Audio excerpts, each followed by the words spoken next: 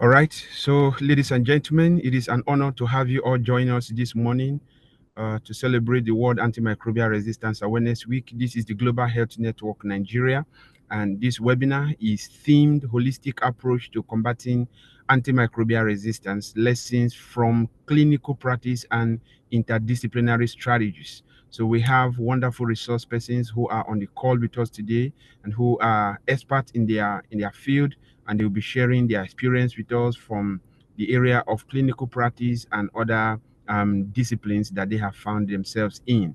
So, as a housekeeping, this webinar is being recorded and it will be shared on the Global Health Network. To automatically translate the speech to subtitles in your choosing language, we request that you navigate to the closed caption function and select your language, the language of your choice. Due to the number of participants on the call, your video and microphones have been disabled. We request that you use the chat function to introduce yourself or to report any technical issue that you might have. And also, very, very importantly, we request that you use the Q&A function to post your questions and comments, and you may do so anonymously. A quick run through of the panelists for today.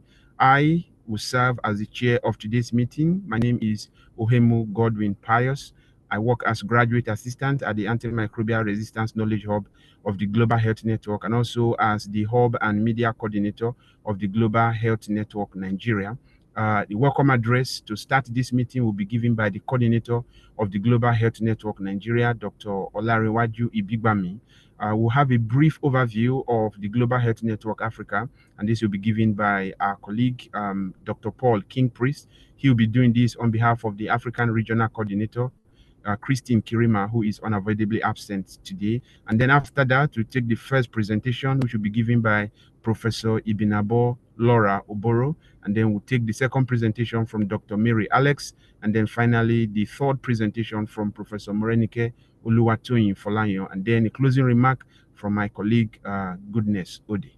Having said that, ladies and gentlemen, once again, you are welcome to the Antimicrobial Resistance Awareness Week webinar put together by the Global Health Network Nigeria to celebrate the Awareness Week, fully supported by the World Health Organization to increase awareness about AMR and what everybody have to do to make sure that we cut down on the rise and the spread of antimicrobial resistance.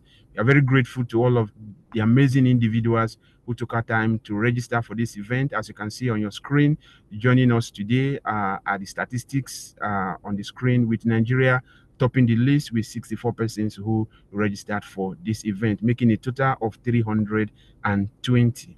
Without further ado, I'd like to pass on the microphone to my colleague, Dr. Olarenwaju Ibigbami, for his welcome address. Dr. Ola, if you are ready, I am ready. Over to you. Thank you. Hello, everybody. Good afternoon, good morning, good evening, wherever you joining this call from. My name is Ola Ibigbami, and I'm the Nigeria Country Center Coordinator for the Global Health Network. It's a very great pleasure for me to have you join us this morning, and I'm happy to welcome you to this AMR interaction. And I know some of us have been looking forward to this event for quite a while.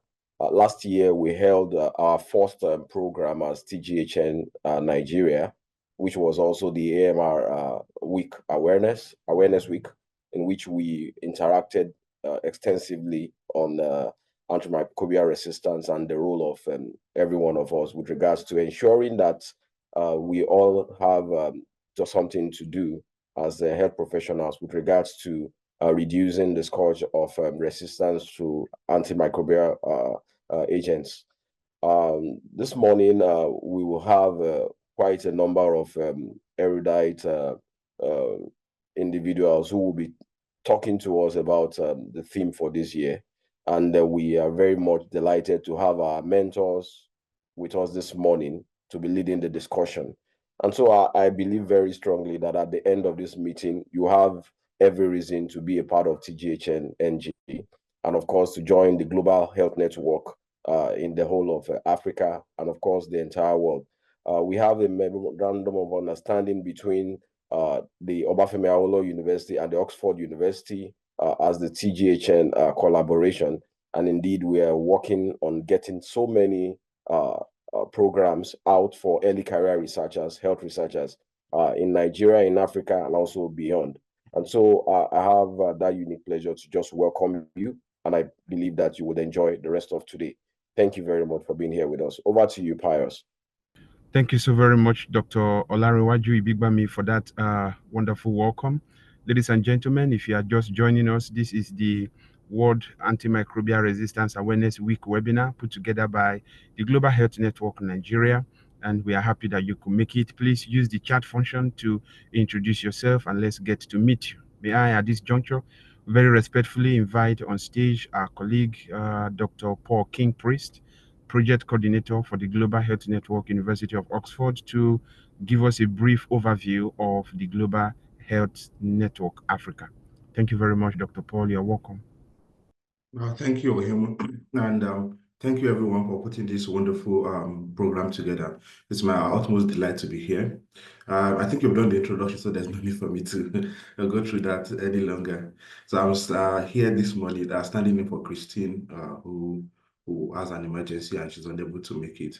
So Christine is the African Regional Manager, and I, as a project coordinator, oversee some of our project overlapping activities in Africa, Latin America, and also Asia. So I'm glad to actually talk to us generally about what TGHN has been doing, and then what TGHN Africa is about, and what it holds for us going forward. So if you can just please move along. So I'll just do a brief introduction of what TGHN and TGHN Africa is, and the opportunities and resources that are available for you to jump on.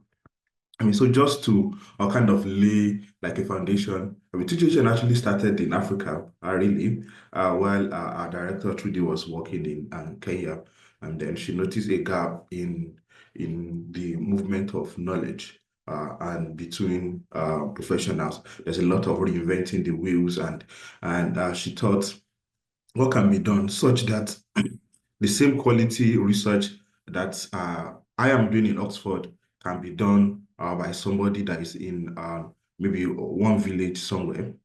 So how can we ensure that research have the same standard across board? And she also noticed that, okay, all the skills that are generally required to do research are kind of the same.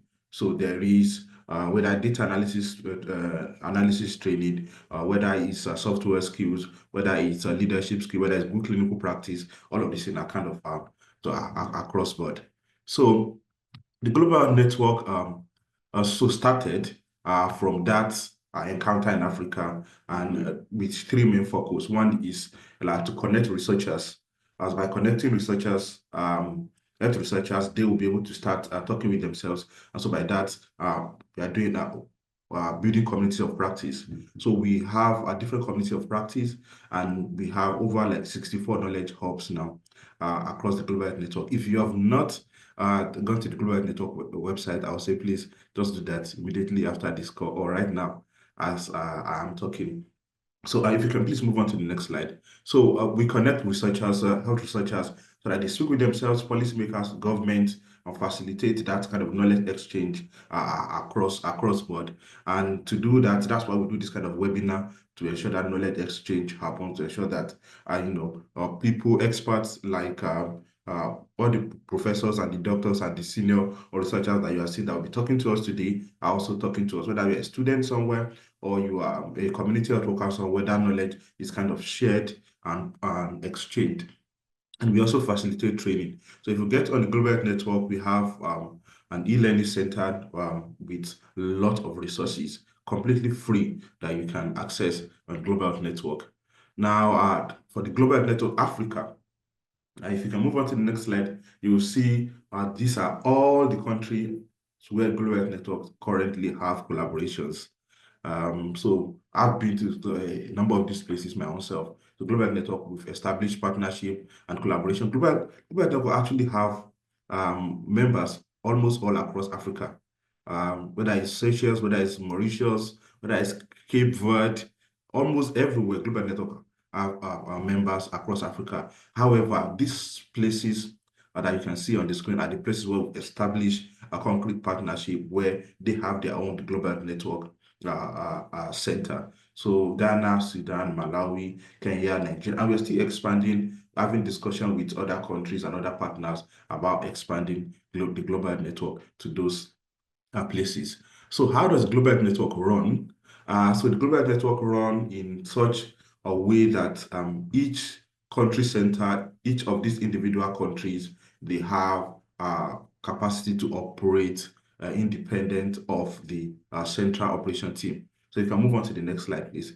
So, yeah, so it's kind of like a federated partnership and a parallel structure where the TGHN Nigeria can actually do their thing, get their own grants, and autonomously address the local priorities, the research priorities of that particular context. So whether it's Pakistan, whether it's Dominican Republic, so what are the problems in your context? You can use the global network to achieve that. And that is why we've been saying that you are the global network.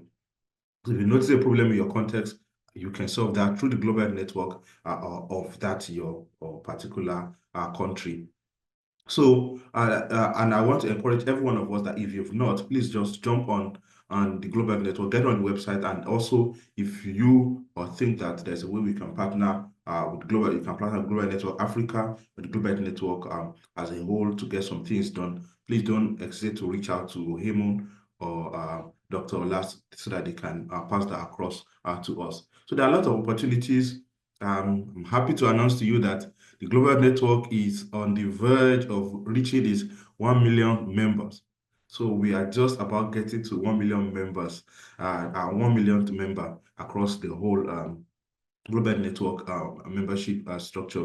So you can be that 1 million person. And so if you've not, please just get on that website and sign in. So you will see there are lots of opportunities available on the global network. There are a lot of resources. I've mentioned things like the e-learning courses, a number of them completely free. Whether it's in community engagement or it's on good clinical practice or how to do trials, or things like genomics. So there are a lot of even antimicrobial resistance. There are courses on it, data science, and all of that. We just also put together like an outbreak hub or addressing different outbreaks and also looking into the mpox outbreak that's currently going on in the DRC and some part of East Africa. So those courses are available, and the aim of it is to ensure that you can do good quality research and carry you from asking your research question to through community engagement, measuring operation, and finally to ensuring that whatever you discover, that evidence that you've generated, you put it to good use and uptake has taken place in the community or to address a local priority. So that's what the Global Network is about, and the Global Network Africa is happy to support you whichever way we can. Thank you very much. Thank you very much, Dr. Paul Kingpriest, for that quick overview of the Global Health Network Africa. Ladies and gentlemen, as you can see on your screen, there's quite a lot of opportunities that you can take advantage of. You can have access to resources and training toolkits and get trained on any disease area of your interest. And this training actually comes with a certificate at the end of it. And these are, items that you can add to your CPD, continuous professional development, and you can improve your learning, improve your current standing in the field of global health research and all of that. So thank you so very much, Dr. Paul Kingpriest, for that overview.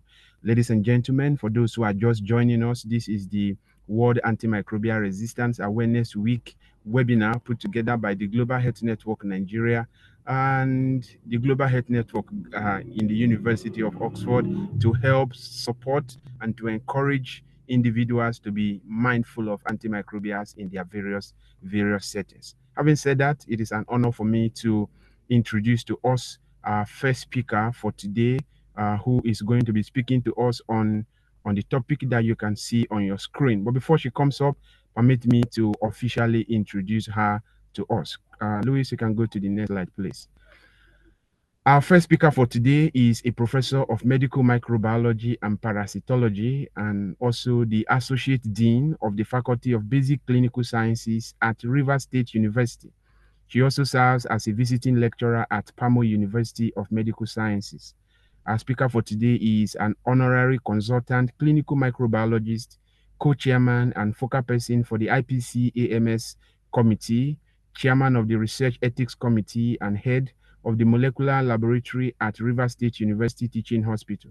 She is a fellow and examiner of the Faculty of Pathology, National Postgraduate Medical College of Nigeria, and a member of the Technical Working Group on Antimicrobial Stewardship of the Clinical Microbiology and Infectious Diseases Society of Nigeria, which produced the AMS Manual, a key resource for AMS program in Nigeria.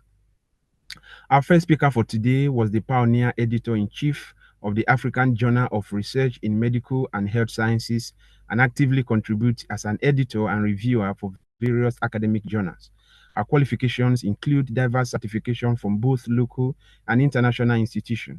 She is a passionate advocate for continuous improvement and consistently strives to advance quality, knowledge, and professional expertise in her field. Ladies and gentlemen, please join me in welcoming Professor Ibinabo Laura Oboro as she speaks to us in today's event. Professor Ibinabo, you are very much welcome, and we are glad to have you with us today. Over to you now. Thank you so much. I apologize. The network bandwidth seems to be really poor this morning. So sorry. I think I'll just put off my video to help improve that. Well, just to say Thank you for this opportunity, and thank you to the rest of the team at Global Health Network. I'm also a beneficiary of one of your online programs, so thank you so much. I will delve into the subject on strengthening antimicrobial stewardship and infection control, lessons from clinical research and practice. Okay, so I'll just introduce the subject of antimicrobial stewardship and talk about the essential role it actually plays in combating this very important phenomenon of antimicrobial resistance and improving patients' clinical outcomes, and share some successful strategies that have been employed that have yielded, improved antimicrobial prescribing practices here in Nigeria and in fact globally. Great, so these are what we hope to achieve in this brief session. So I will not say much about infection prevention and control because the next speaker is going to do justice to that, but just to say that infection prevention and control we call IPC is a scientific approach and a practical, very practical solution to preventing harm to patients, the health workers, the totality of the health community, and as well as visitors and the community at large. So it's encouraged to be practiced with every encounter with any patient at all. Whether, no matter what procedure is being employed, IPC measures are statutory when it comes to interaction with patients. And the purpose is to ensure safety of the patient and the health worker, as well as the community at large. So usually, because of overlapping roles and specialties, IPC and antimicrobial stewardship tend to, overlap on a lot of fronts. And so the trend currently is to have a combined IPC and AMS committee, because so that, they can effectively complement each other. When good AMS is put in place and IPC as well, then both of them work very, very effectively. One without the other will not give you as good a result as you desire. So IPC actually aims at identifying risks, prioritizing them, and then applying very practical solutions to solving those problems. What is antimicrobial stewardship? It is a coordinated program that promotes the appropriate use of antimicrobials, whether they're antibacterials, antivirals, antifungals, and antiparasitics. Judicious and appropriate use is the focus of antimicrobial stewardship. So we're talking about the right drug, the correct dose, the right route of administration for a suitable duration, enough to treat the infection being targeted, and then of course, when necessary, to reduce the spectrum of the drug to just the appropriate spectrum for that particular infection. And so it's been shown, there's a lot of evidence everywhere to show that antimicrobial stewardship actually reduces unnecessary antimicrobial exposure. So of course, the prevalence, the rate of use of antimicrobials would reduce when there's effective stewardship. there will be a reduction in antimicrobial resistance. The less we throw antibiotics and other antimicrobials around, exposing them to pathogens, especially when they are not at the right dose, duration, and for the right period of time, they are likely to stimulate, antimicrobial resistance by a phenomenon known as selective pressure, and that can easily be spread. So if there also is no good infection prevention and control practice, then it's very easy to spread these drug-resistant infections around the healthcare environment and the community. So AMS, which is a short form of antimicrobial stewardship, improves patients' outcomes. Patients get to be less ill, they get to die less, so you have less mortality. You have them staying in hospital for shorter times, okay? And then they get to pay less. Of course, the more complicated their infections are, the more they have multi-drug resistant infections, the more they get to pay for exotic drugs, the longer they have to stay on the hospital wards, the longer they have to stay on antimicrobials, and the poorer their outcomes generally. Not to mention the economic and social impacts that these have on their family and on their career as well. So it's that important. It's also been shown to reduce adverse effects. The more you mix and match all sorts of antimicrobials, the more likely you're going to have, interactions that will not be favorable for the patients.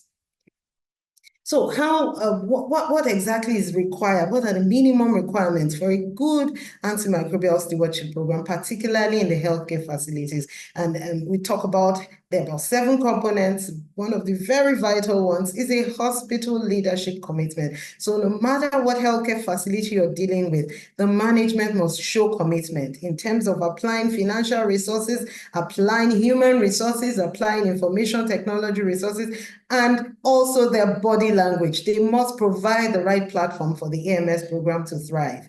Accountability is so critical. So you need to have a leader who is knowledgeable in infection prevention, knowledgeable in infectious diseases, knowledgeable in antimicrobials, pharmacodynamics, pharmacokinetics, and who also is passionate about the AMS program. Pharmacy expertise cannot be done away with. Without an experienced pharmacist and support from the full pharmacy department, the AMS program will not thrive, because they have a lot of input to play in controls, provision of the right antibiotics, and making sure they're not counterfeit, making sure they're available as at when due, making sure that clinicians don't also overdo it. There can be some checks from the pharmacy end, which we'll talk about later. So pharmacy is critical, and so we must have a pharmacist on the team. Other members of the team would include other specialties that are important in the antimicrobial fight against antimicrobial resistance. So we're talking from clinical microbiologists to medical laboratory scientists. We're talking about epidemiologists, information technology experts, and of course waste management staff, WASH personnel. We're talking about other clinical staff. So prescribers generally in the healthcare facility should have representatives on this team so that everyone is carried along.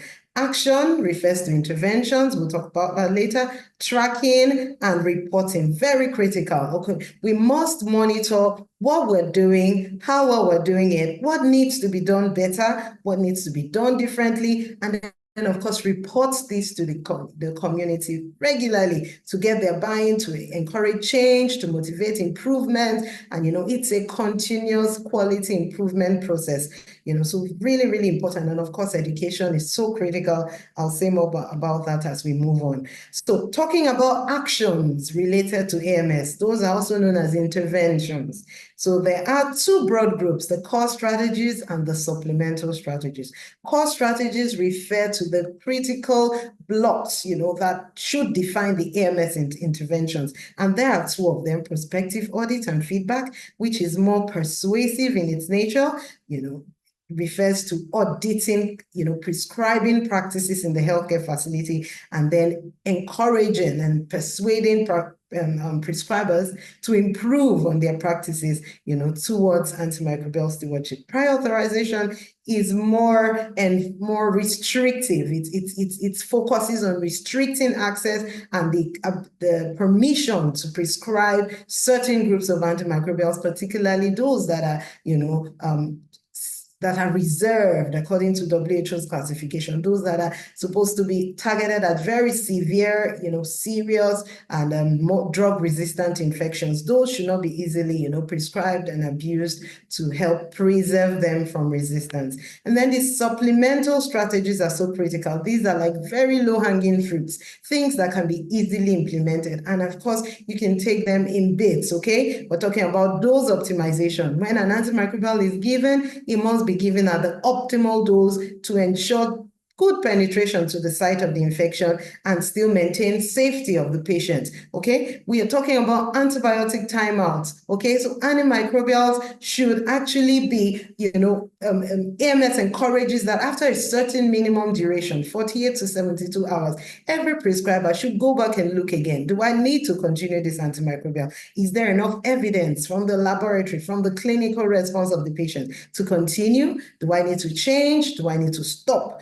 So those timeouts must be paid attention to. And time-sensitive automatic stop orders, that's more pharmacy-driven, okay? Where pharmacy stops prescribing an antimicrobial after a certain, duration, just to encourage the prescriber to take a second look and ensure that those antimicrobials are still necessary. And then, of course, we know that intravenous therapy doesn't always, isn't always better than oral therapy. So where your patient can do well on oral therapy, where the infection is not severe and very severe, where the patient can tolerate orally, we must, give oral therapy because of all the complications that go with parenteral, intravenous, and other forms of parenteral therapy.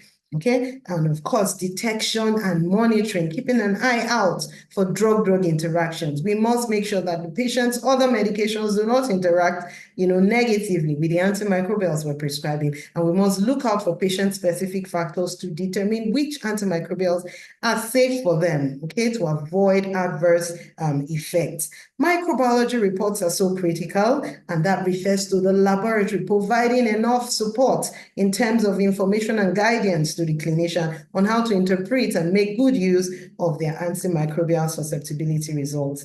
Guidelines, antimicrobial guidelines are so critical. I mean, it improves prescribing for specific syndromes, provides guidance for the new personnel, provide guidance even for the personnel that have been in practice for a while on treatment of specific clinical conditions. It reduces the chance of trial and errors when it comes to antimicrobials, reduces the chance of somebody trying to go really overboard and getting into drugs that they really do not require for treating that infection. So it sort of provides guidance and also restricts, practice in a way that favors the patient and the healthcare community at large. However, it is advised that the practicing clinician, must, apply the guidelines with the patient's full, picture in mind to ensure that no one loses out in any form. Okay, so generally, from all I've described, we can see that these interventions can fit into these four categories. Some are more structural, yes, given the facility management, given the support, providing all of the, financial, human resources, information technology support, and all of that. Composing a team, an antimicrobial stewardship committee and team, to carry out, these responsibilities and ensure that they are successful. All those are structural and really, really have done well so far in Nigeria. Some are persuasive, like the prospective audit and feedback I talked about. It serves to compel, it serves to encourage, it serves to motivate. You can give rewards to units or departments who are doing well. All of that is persuasive, and that has really done well in our setting. The restrictive methods do not really do well. Physicians usually would not like to be too compacted or restricted, from you being able to explore, based on their knowledge and expertise. And so it's better to give a more enabling environment, enabled by providing guidelines, providing an antimicrobial stewardship policy, infection prevention and control policy, providing all that is necessary to ensure pharmacy being equipped with the right antimicrobials at the right time, so that both clinicians and patients can have, a very good AMS program running. And so talking about governance and programmatic approach, yes, quite a number of facilities in Nigeria have been able to achieve this. There are antimicrobial stewardship committees and teams in a lot of facilities. I mean, over the past few years, lots of improvements have occurred. So we have these running and continuously improving, management giving support. Some facilities have succeeded in having the IPC AMS budgets as part of the annual budget of the healthcare facility. And so they don't have to struggle to implement, the interventions that are necessary. Having a knowledgeable lead, it's really important. And besides that, you need to have a well-motivated, highly motivated team of, members who make up the IPC AMS team. And I'm glad to say that in my facility, the Rivers State University Teaching Hospital, that is one of our greatest assets. And then, of course, dedicated time for AMS activities is really important. And that's been challenged a lot in Nigeria because of the low number of healthcare workers. So it's difficult to pull, nurses, AMS and IPC experts away from other duties and focus them on IPC AMS activities, because they have to double, on other jobs and other responsibilities. So that hasn't evolved too well, but we're hoping we'll get there sometime. And then, of course, an annual budget and plan must be in place and reviewed periodically, shared with management. Management must adopt it and fully support it. So here you have the Chief Medical Director receiving the team at our WAAW activity last year. And then we have our sponsors who were with us also as part of the team. So assessments, checklists, surveys, very important. That's one very easy and useful way to monitor the antimicrobial stewardship and IPC program in any facility. And there are quite a number of very useful resources out there. The global PPS being hosted by the University of Antwerp with support from bioMérieux, the AMR Assist, being hosted by Pfizer Specialties. WHO has their, checklist. The Nigerian Center for Disease Control has a checklist for IPC and monitoring. And then the Clinical Microbiology and Infectious Diseases Society of Nigeria, Clinitin, also has a checklist, which is, available online and can be adapted, to any setting to monitor. I mean, you do it periodically and see how well you're doing and, what has changed and what needs to be improved on. So yes, we're improving, but the challenges, still remain. So using checklists, Irigbo et al. Were able to find out in 2021 that the major challenges to AMS in Nigeria included lack of funding, all the way through poor awareness, prescribers' opposition, talking about restrictive, approaches, lack of IT facilities, no committee. There were quite a lot of hospitals who didn't have ASP committees, higher priorities. I mean, people focus on income generating services more than IPC and AMS, okay? A lack of leadership support and administration, not even aware of the program. So these were major challenges, but over time between then and now, a lot has changed, and I'll show some of that as we move on. So talking about actions towards AMI, we are always encouraged that we start small, start with low-hanging fruits. What's easy to do? What can you start with? Get your committee and team together and then begin to develop, guiding documents talking about policies and guidelines. The AMS policy talks about, the principles that guide good IPC and AMS activities. And then the guidelines give easy, references, to what antimicrobials should be used for which clinical conditions and which patient populations. So prospective audits has been shown to do very well. I mean, Olabelo et al. In 2023 published this, how well prospective audit has done in their center, and it is a method we have also adopted in our center. Over here, you can see our IPC and AMS policy document, which has been approved for use and being implemented. So talking about guidelines and policies and their availability in Nigerian institutions, this is a comparison of the Global Point Prevalence Survey done between 2021 and 2024. And I'd encourage you to look at the column that has country on both charts. On the left and right, you can see that there's been a lot of improvement. The reasons in notes was about 42% in 2021 and is now gone up to 64.6%. And that applies to guidelines, presence, compliance with guidelines, stop and review dates being documented in patients' case notes, all the way, showing that these are major indicators for the AMS program. I mean, once this improves, you can say, oh, your AMS program is actually doing well. And over time in medical and surgical wards, these have improved. However, there still remains quite a lot of gap with the intensive care unit, and I think more emphasis needs to be paid to that. So this is another publication which was made this year, 2024, showing how well, the antimicrobial stewardship program has improved over 6 months with interventions.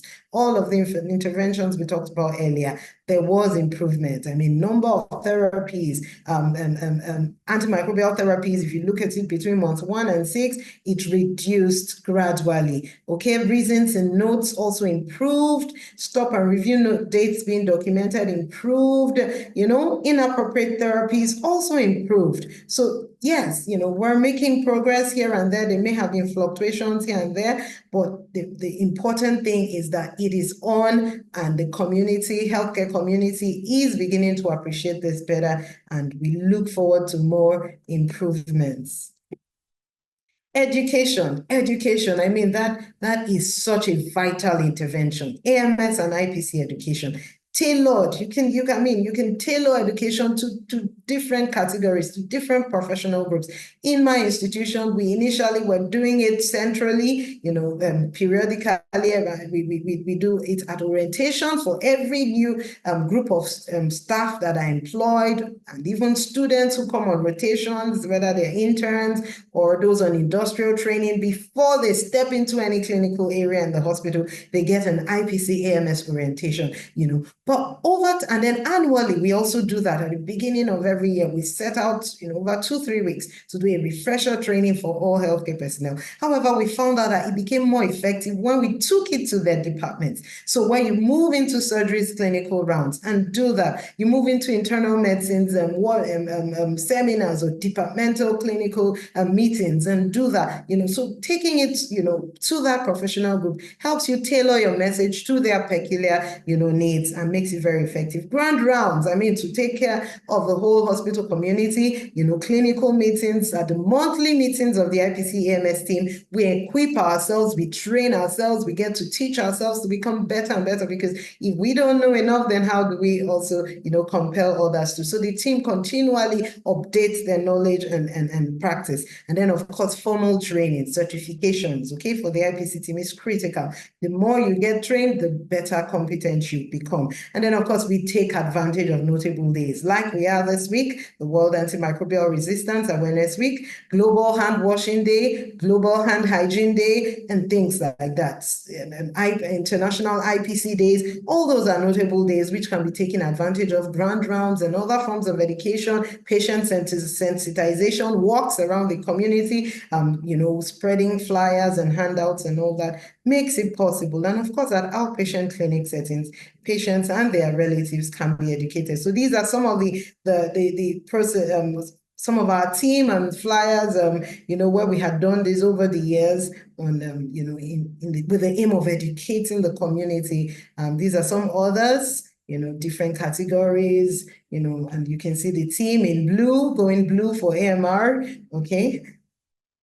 So the laboratory carries out rather the clinician, requests the right test, okay, at the right time from the right patient, and the laboratory carries out the appropriate test and, gives out the right results, okay, at the right time too, without undue delays, such that everybody benefits. Because when there are delays and errors in laboratory processes and reporting, it negatively impacts, the choice of antimicrobials and patient treatment, which will also lead to, negative clinical outcomes. So the lab must provide guidance to the laboratory users in the form of a handbook, or, whether via calls or in literature. Soft copies can be shared across the hospital or healthcare facility community, so that they know what you can offer, when you offer it, and how best to prepare their patients so that we get the best output.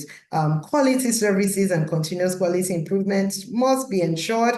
Pathology reports, I had mentioned earlier, must be ensured. And then, very importantly, an antibiogram. An antibiogram refers to a summary of the antimicrobial susceptibility patterns of particular organisms to over a period of time. So usually annually that can be done. You go through your laboratory and results, okay, and analyze it to see, this organism from this type of infection was more sensitive to so antimicrobials. And so, these are the best options. And then with that, and guidelines can be developed to improve practice. Surveillance is so important. We must keep an active eye out for multi-drug resistant infections and make sure we can trace the source and control them from spreading, and improve our practices to prevent further resistance from occurring. So, of course, quite a number of reports across Nigeria have shown poor utilization of the laboratory in the past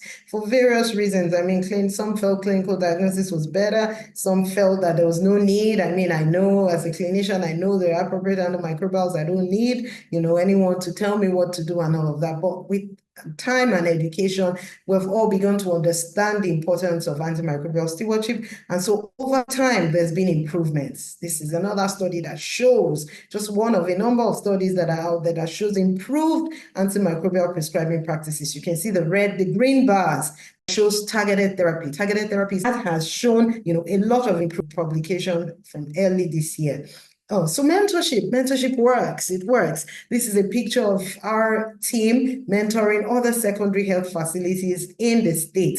And quite a number of teams out there are mentoring others. So it works. When we encourage, we do a peer-to-peer mentoring session, encourage each other for, towards best practices, share resources, and all of that. That works. It works. This is a report from the Enugu State University Teaching Hospitals team, and how well they're doing well after being mentored by the other tertiary institution in the facility, the University of Nigeria Teaching Hospitals AMS team. So it works, and we encourage that we keep that going. So yes, there are still lots of challenges, from prescribers' perceptions to practice challenges to legislature challenges, management challenges and all of that. But still, I want to encourage us that we move on. IPC and AMS has to do with personality changes, mindset changes, attitudinal change, and that's usually one of the most difficult things to achieve. So we must continue. So I'll encourage our healthcare facilities to establish antimicrobial stewardship programs as a recommendation. That's the way to start. And then continue towards appropriate documentation to guide practice, policies and guidelines. Educate.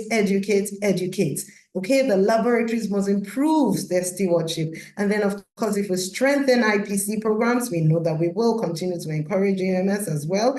And then generally as a country, we need legislature that works, considering the One Health approach. Beyond the healthcare facilities, abuse of antimicrobials is unimaginable, So we need legislature that will restrict and limit access to antimicrobials that should not be in community pharmacies. So I, hope that we will evolve towards this. So in conclusion, I want to say, let's fight antimicrobial resistance together. Let's spread the message of stewardship and not spread antimicrobial resistance, and encourage us to go blue for AMR the rest of the week. Thank you very much. Wow. That was awesome. Very excellent. Educate, educate, educate, educate. According to Professor Ibinabo Laura Oboro, that is the watchword and song that everybody, should go home with at the end of today's webinar. Let us keep increasing awareness. Let us spread awareness and not resist. And fundamentally, let us go blue for antimicrobial resistance. Let's go blue for AMR. And as you can see, a lot of us are on our blue shirt to join the WHO to go blue for AMR. So, Professor Laura, thank you so very much for this excellent presentation. It was mind blowing, and I believe our audience also got value for their time on the call as well. We look forward to question that will be coming from our audience. So we just look at the Q&A box and see if we have any question from anyone. Or Louis, if you have any question that must have been dropped in the chat box, you can help us move that quickly to the Q&A section so that we can address that. Professor Laura is still with us, and she'll be very, very happy to lend her professional expertise to the question that you must have presented. So thank you so very much, Professor Ibinabo Laura Oboro, for your excellent presentation. I can't find any question from anybody. A lot of participants are asking if they will get the recording of your presentation. Of course, absolutely. You will get the recording. The recording of this presentation will be made available at the Global Health Network Nigeria Country Center webpage. The link is available on the chat. You can keep an eye out there. And once we are done with the webinar, before the end of the week, the video will be uploaded there for your reference. Also, the slides that she shared are also available in a form of a slide deck. All of the speakers today, we have their slides put together in a deck format, and we'll also make that available in PDF for you to review at your leisure. So, Professor Laura, in the absence of question from the audience, I see questions. There are two questions actually. Oh, really? Okay, just Yes. a sec. Let me check. Yes, from Ogeyi Ababiye also.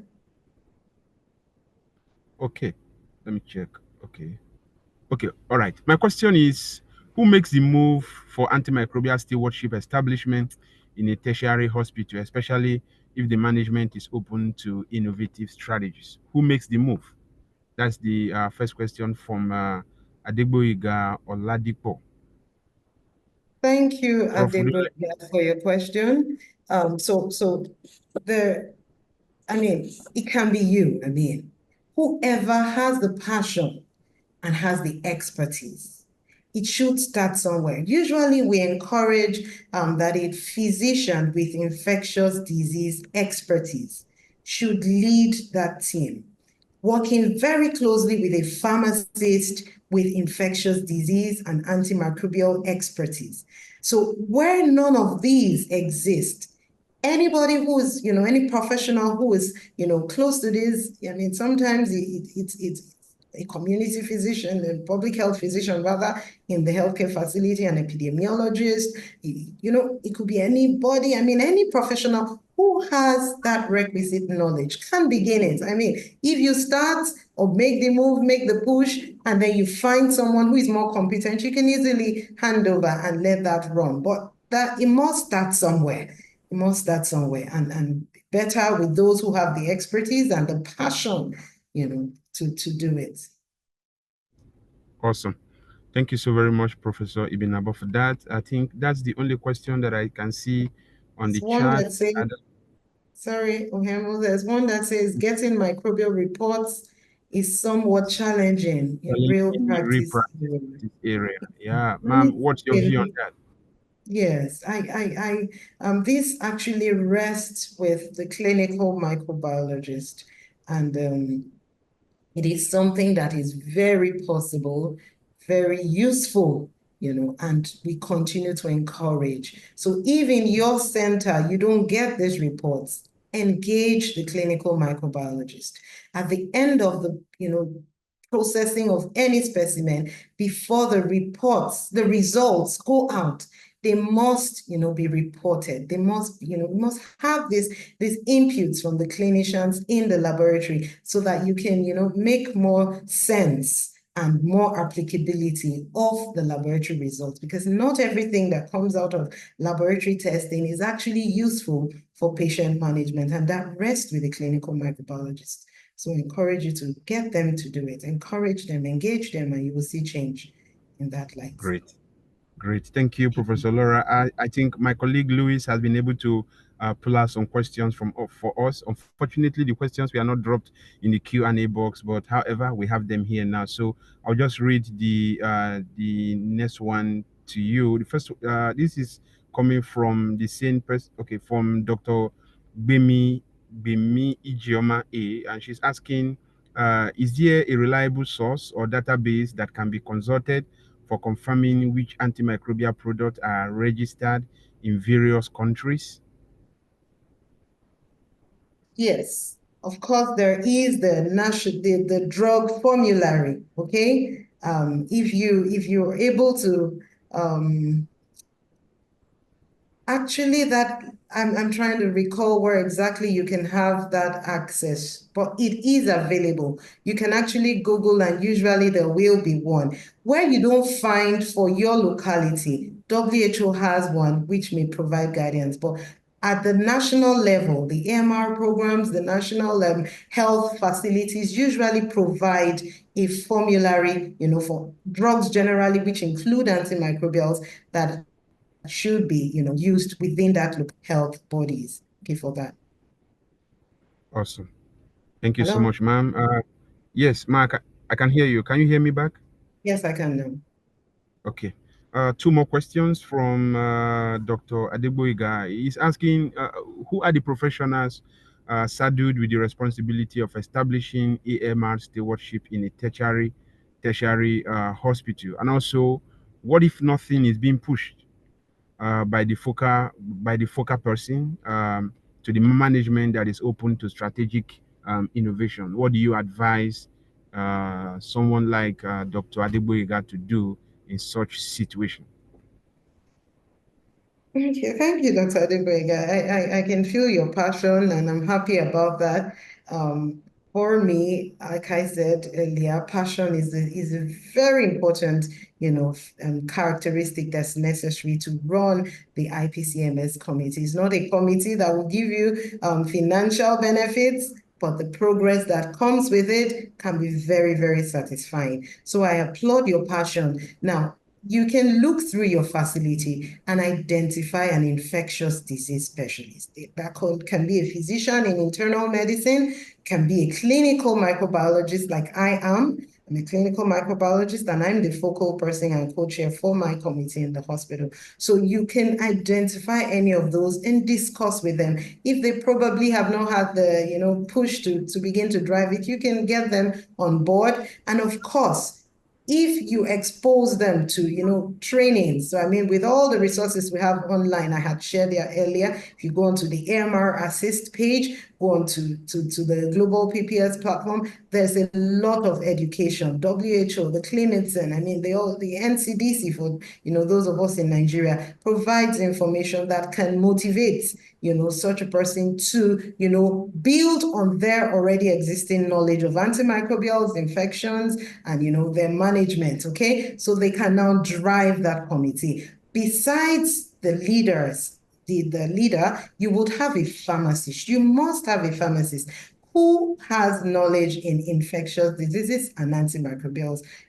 If there isn't, there's room for growth. Someone can be identified and sent, to get trained so that they're competent enough to drive it. And then, of course, other clinical specialties. For us, we have representation from every single clinical and non-clinical specialty. So we have from waste management, we have from WASH, Central Sterilization and Disinfection team. We have from the different clinical departments as well, okay, as part of the team, so that we have all hands on deck and we're able to reach every single aspect, of the healthcare facility. Okay, so that's important. You need an epidemiologist. When it comes to monitoring and surveillance, they are the experts. So you need them on the team, okay? Then you have laboratory scientists as well, who will, ensure that diagnostic stewardship along with the clinical microbiologist comes to play, okay? So you need that minimum, and of course an IT CMC specialist, someone who can do all of the analysis and you know, documentation and recording and all of that,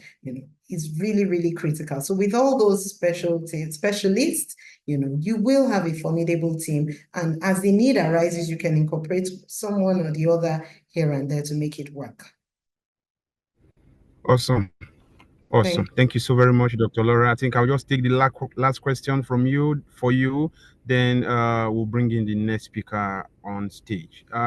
This question is coming from Segaye Abibaya Kotiso, and he's asking, what is your role and responsibility of the Africa CDC in combating and containing AMR at ground level? Is there anything that the Africa CDC is doing at the moment to help curtail the spread and also to combat antimicrobial resistance at the ground level?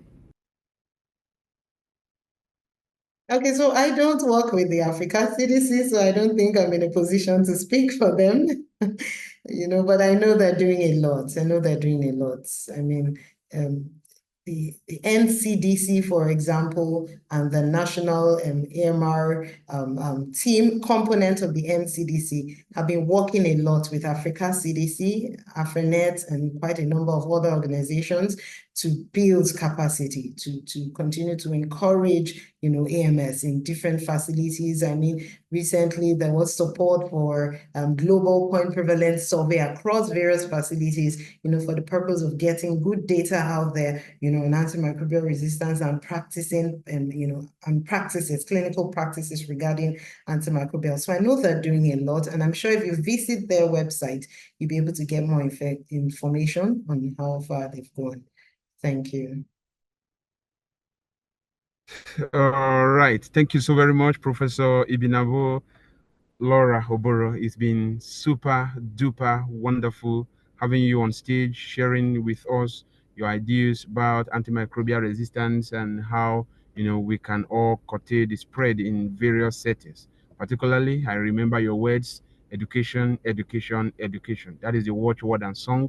As much as we could, let us go ahead and enlighten people about IPC. Let us go ahead and enlighten people about AMS, and as much as we can, get people educated about AMR so that they can take responsibility to use antimicrobials prudently in their various settings. Thank you so very much, Prof. It is wonderful, and we are very glad that you could make this presentation today. We apologize for the glitch here and there, but it was an excellent presentation. Ladies and gentlemen, if you are just joining us, this is the World Antimicrobial Resistance Awareness Week. Awareness Week webinar put together by the Global Health Network Nigeria.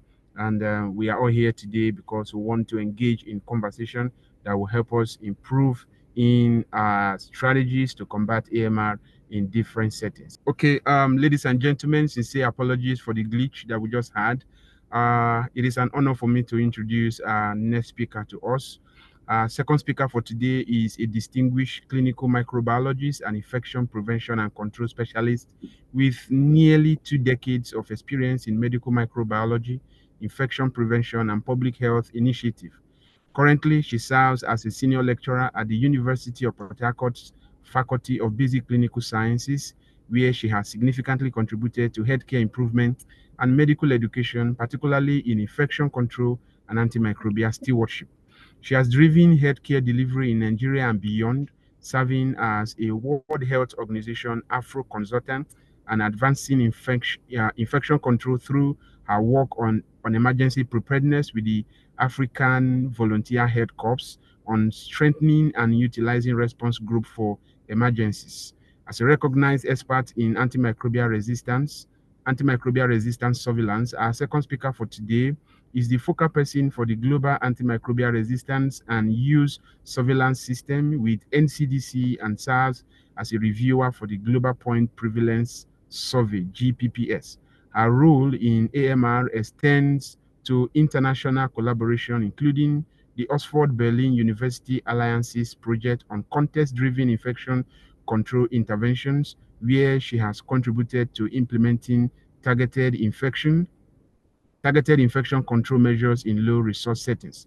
Our second speaker's research interest encompasses infectious disease diagnostics, antimicrobial stewardship, and public health responses to emerging infectious diseases. Her expertise has been pivotal in responding to epidemics, including Ebola, Mpox, Lassa fever, and COVID-19. In September 2023, she was a vital contributor to the clinical and laboratory containment of the diphtheria outbreak in Kaduna, Nigeria. She is a co-author of the WHO Interim Operational Guide for IPC measures during Mpox outbreaks in resource-limited settings. This particular document was published in October 2024, and she was also a playtester for the recently launched WHO game on hand hygiene, my 5 moments of hand hygiene, the game level 1 to 5 with WHO Academy. Ladies and gentlemen, having said that, please join me and make welcome Dr. Mary Adama Alex-Wele as she makes her presentation. Dr. Mary, if you are ready, we are ready. Okay, now, thank you. Good morning, everyone. And thank you, Godwin, and the entire Global Health Work Network group for this privilege.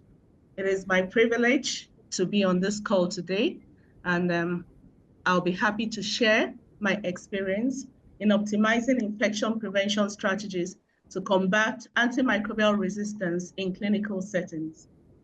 Without much waste of time, let's delve into the business for the day. So as we know, in our setting, the major cause of morbidity and mortality is communicable diseases. And these are diseases that are caused by microorganisms. Microorganisms are classified into bacteria, viruses, fungi, parasites, and we now also talk about prions. The prions are not necessarily microorganisms, but they are also implicated in causing infections. So as the name implies, microorganisms are organisms that cannot be seen with the naked eyes and will therefore require some aid. And these aids are microscopes to be able to visualize them. These diseases are usually treated with antimicrobials. However, the usefulness of antimicrobials continues to be threatened by antimicrobial resistance, popularly known as AMR.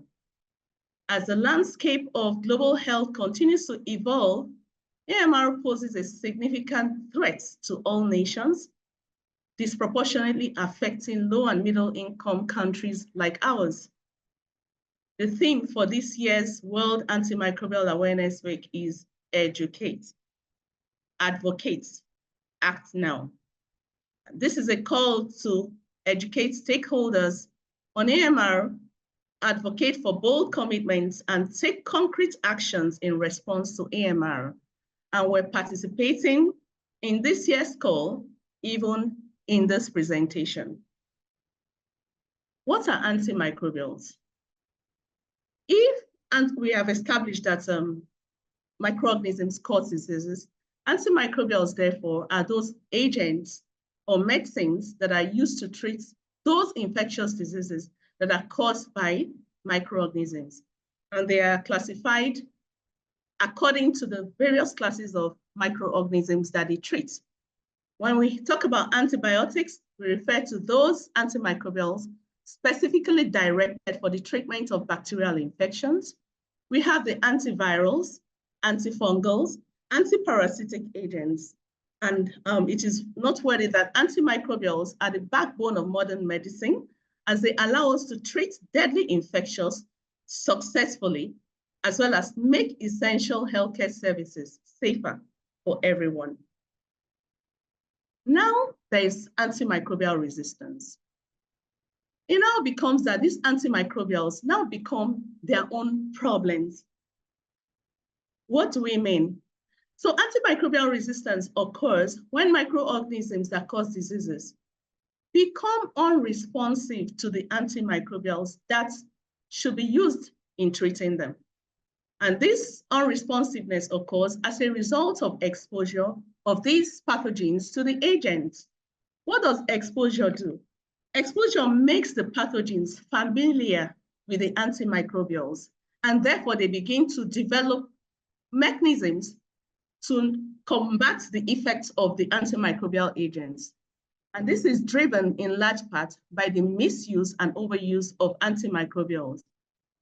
Now, the continuous spread of resistant organisms and resistance-conferring genes amongst humans in the environment, which is the One Health concept that we've been talking about, make the efficacy of the antimicrobial drugs available to treat infections diminish.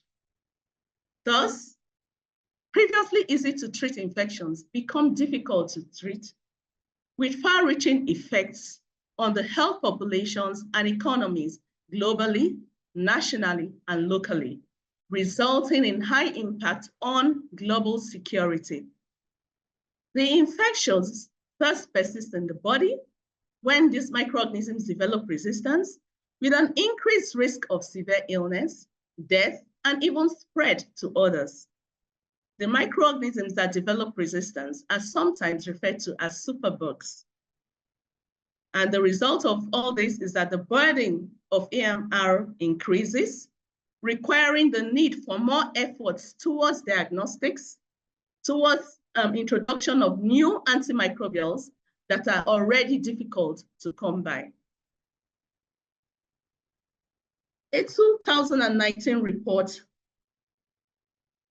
from the Graham study placed AMR as the leading cause of mortality in Nigeria amongst several other infectious diseases. So this is to tell us the burden of AMR. So let's look at AMR pathogens. On the 17th of May this year, the World Health Organization released its updated bacterial priority pathogens list, featuring 15 families of antibiotic-resistant bacteria grouped into 3 categories: critical, high, and medium, for prioritization. The list provides guidance on the development of new and necessary treatments to stop the spread of antimicrobial resistance. So this is the list, the WHO bacterial pathogens, priority pathogens list, updated and released this year. We can see that we have the 3 groups: critical. The critical group refers to pathogens with high resistance to last resort antimicrobials, requiring urgent research and development needs for new treatments due to their high global burden. The high group refers to pathogens that require immediate attention due to significant disease burden and moderate resistance to commonly used drugs, while the medium priority pathogens are those moderate resistance, but having significant impact on the vulnerable population, including children and the elderly. And we have them displayed here. It is worthy of note to mention here that this year, in the updated list, we have MDR-TB, drug-resistant TB, as part of the bacterial priority pathogens list. So why are we worried about AMR? Why is it a global concern? We know that antimicrobial resistant organisms are found everywhere: in people, in animals, in food, in the environment. By environment, we're talking about water, bodies, soil, and even air. And in all of these spaces, they can spread within this cycle. Death from AMR has been reported to be greater than that from HIV/AIDS, TB, and malaria combined. Now, there are challenges also. So medical technologies and intervention procedures have advanced, but with these advancements have come challenges, because there is increase of healthcare-associated infections as a result of these interventions, requiring the usage of more antimicrobials. And many of these patients in whom these interventions are done are already vulnerable patients. We find them in the ICU, those with chronic diseases, oncology patients, neonatal patients, and patients with splenectomy. What then is the consequence of this? So without effective antimicrobials for the prevention and treatment of infections, these invasive medical procedures become very risky. And the vulnerable population are also at higher risks of contracting drug-resistant infections. Who can acquire AMR? Indeed, anyone. Where, anywhere, and when, at any age. So AMR should be everybody's business. What is the implication of AMR? The implications are as follows. Mild infections, which could have been easy to treat, can no longer be easily treated. Because they are no longer easily treated, the patient will have to source for other antimicrobials, and we know that here, patients pay out of pocket.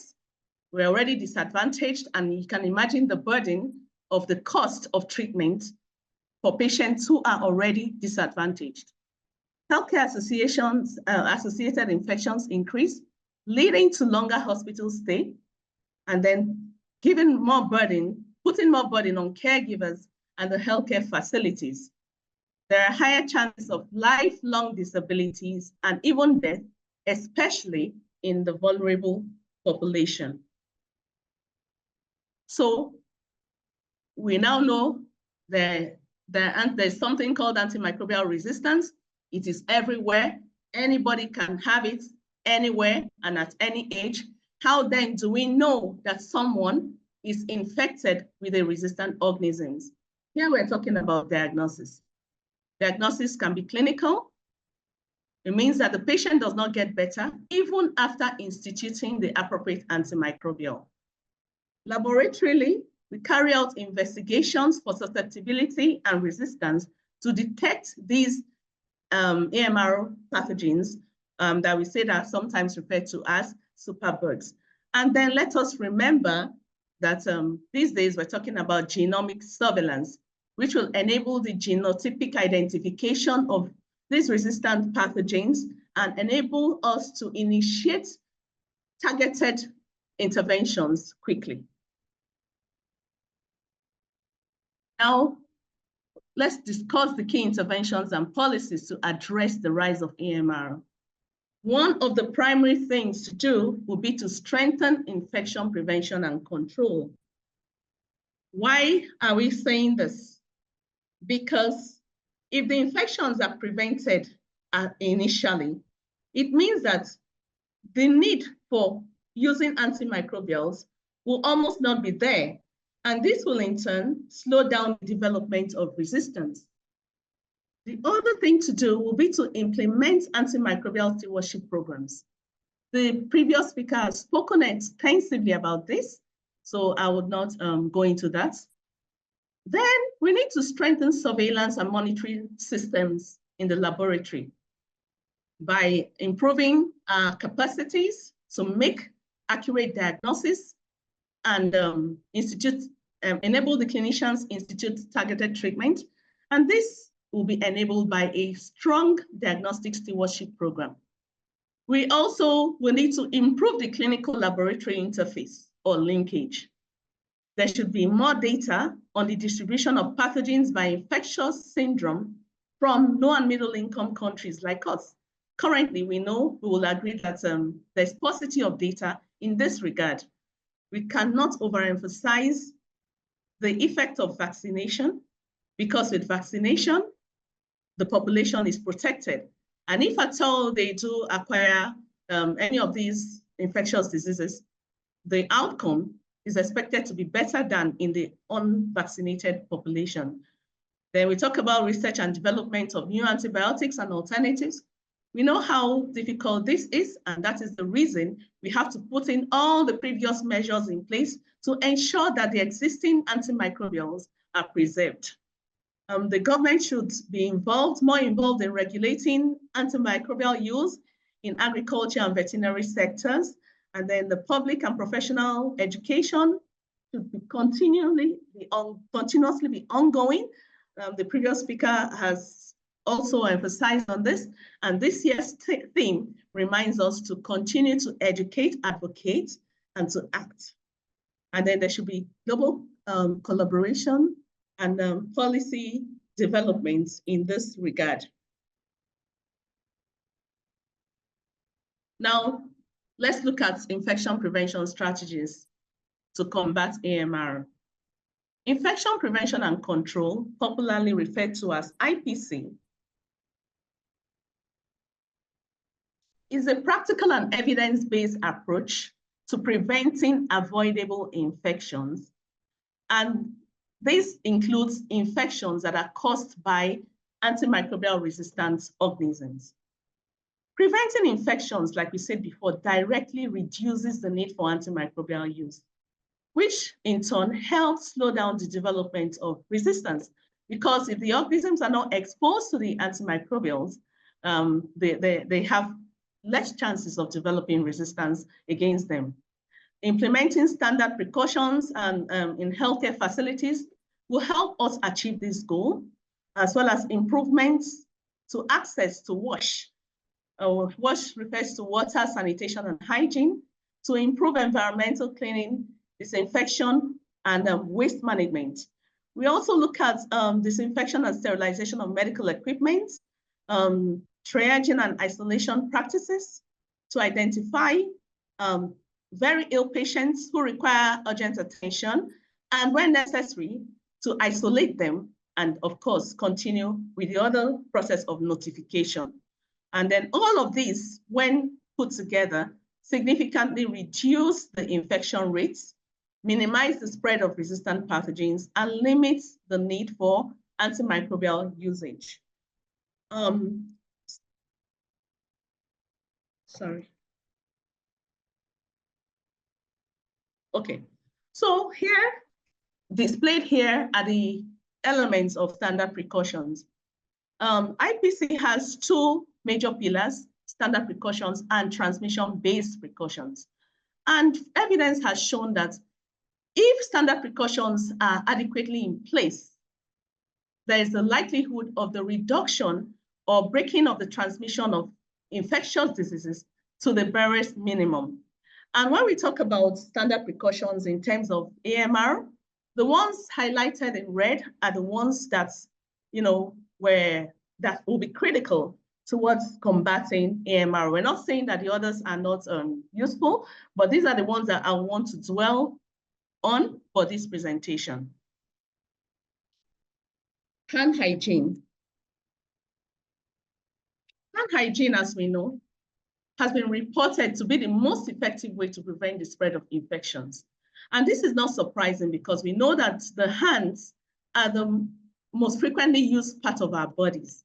We use the hands for virtually so many things, including patient care. It therefore means that if we know how to keep the hands safe, to a large extent, we'll be able to break the transmission of infectious diseases, including those caused by these AMR pathogens. So how does hand hygiene strategy reduce antimicrobial resistance? First of all, proper hand hygiene interrupts the spread of pathogens, including those that are resistant to antimicrobials. By reducing the transmission of infections between patients, healthcare workers, and the environment, hand hygiene decreases the overall burden of infections that would otherwise require antimicrobial treatment, thereby limiting the opportunity for the development of resistance. Proper hand hygiene will also reduce the acquisition of healthcare-associated infections. And then we know that resistant pathogens are often prevalent in the healthcare settings where antibiotic use is high. Therefore, if hand hygiene protocols are in place, HAIs, as they're popularly called, will be significantly cut down, thereby limiting the spread of resistant organisms and protecting vulnerable patients. Of course, in all of this, we know that cross-contamination will be reduced, and then those MDR pathogens like the MRSA, methicillin-resistant staphylococcus aureus, there are a whole range of them. So all of them, they are still transmitted through the hands the same way as those other pathogens are transmitted. So instituting proper hand hygiene measures will also break the transmission of these pathogens. So, and in order to emphasize or highlight the effect of hand hygiene, the WHO came up with 5 critical moments during which hand hygiene must be performed, called my 5 moments for hand hygiene. And then these are as follows. There are 2 befores and 3 afters. The first one, the first moment at which hand hygiene should be performed is before touching the patient at all, before patient contact in whatever form, be it in just shaking hands with the patient to say, how are you doing? Or taking vital signs, or whatever it is, the reason you're going to touch the patient. WHO has recommended that we perform hand hygiene as healthcare workers to protect the patient from our own pathogens. Moment 2 is before an aseptic procedure. Here, we mean procedures such as putting on IV lines, be it a peripheral line or a central line, instituting urethral catheters, dental procedures, wound dressing, whatever it is, we're expected to perform hand hygiene as moment 2. Moment 3 is after a procedure or body fluid risk exposure. Here, we're required to perform hand hygiene to protect us, the healthcare workers, other healthcare workers, and the environment. Moment 4 is after touching the patient. Also, this is performed to protect the healthcare worker, other healthcare workers, and the environment. And then moment 5 is after touching patient's surrounding. This means that you may not necessarily have touched the patient, but you have touched things within the patient zone. It could be the patient's drip stand, it could be the patient's bed railings, locker, it could be the treatment sheet, or even the computer in which you are logging in the patient's details. So at this moment, you are expected to perform hand hygiene as well. The picture by my right shows me as the focal person for IPC in my facility, and some members of the IPC AMS committee, they testing the game before its launch. So here I have included the link to the game, my 5 moments for hand hygiene, the game. And if you click on this link and go online, this is what you see. The picture on my right, that's what you see to lead you into the game. It is exciting, it is practical, and it will help us remember those 5 critical moments during which we as healthcare workers should perform hand hygiene as recommended by WHO. So I encourage all of us to take the link and attempt to play the game and have fun doing it. Now, there are techniques for hand hygiene. The 2 basic techniques are hand washing using soap and water, and this is effective for when the hands are visibly soiled. The other technique is the use of alcohol-based hand rubs, effective for routine hand hygiene. Here, I have slides of how to perform hand hygiene using the 2 techniques, for hand washing and for the use of alcohol-based hand rub. How do we keep medicines working? Okay, please permit me to tell a bit or speak a bit about WASH. We know that water is essential for various purposes in the healthcare facility and otherwise. So there won't be an effective IPC program or strategy without an effective wash facility in place. So we need good water source for potable drinking, for environmental cleaning and disinfection, for keeping our waste bins clean and keeping the entire facility clean. Remember, of course, that these microorganisms can also be found in the environment. And so we'll need to have a wash in place to be able to take care of them. Also, the appropriate use of PPE should not be forgotten. PPE should be used rationally and in terms of what interventions we anticipate to take on the patient. So how do we keep our medicines working? We do this by ensuring that antimicrobials are used correctly.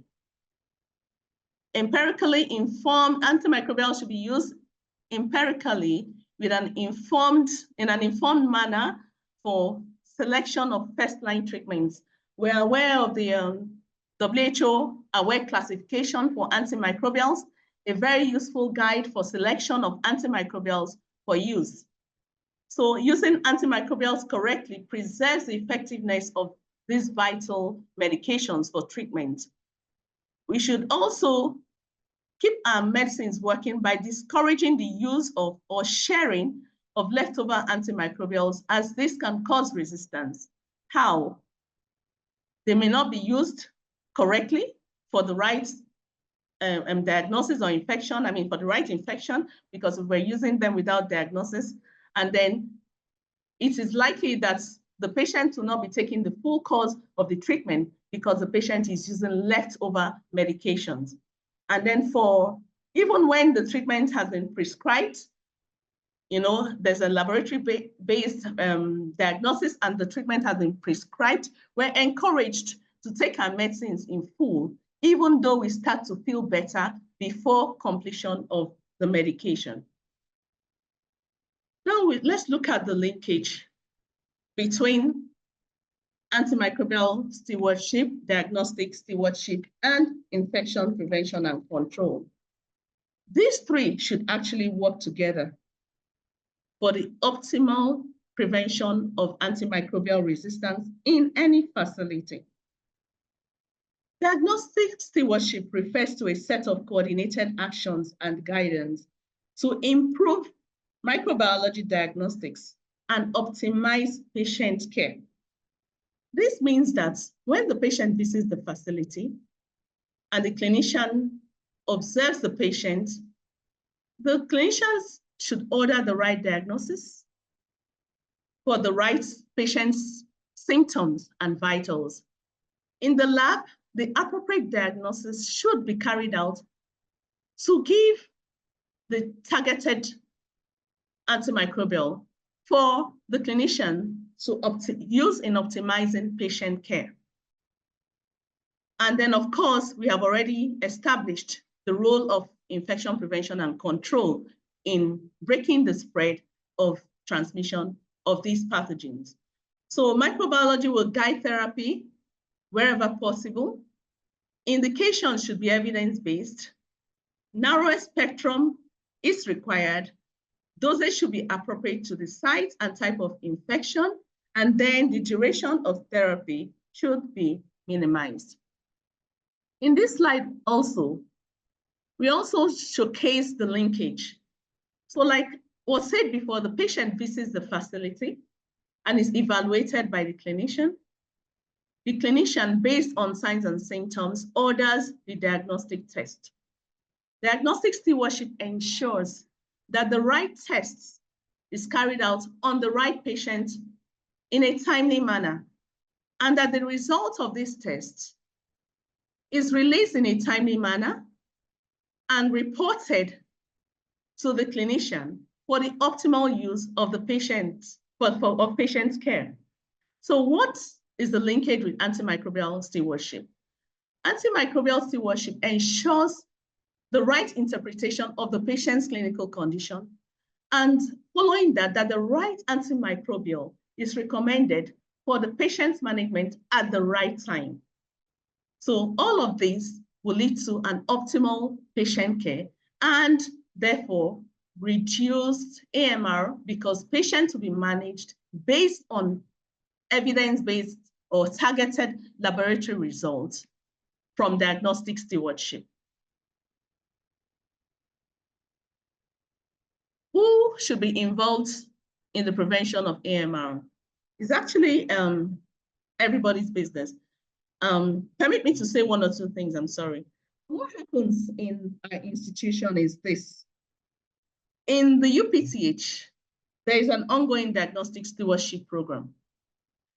We also have a joint IPC AMS committee in line with best practices, for which I am the focal person.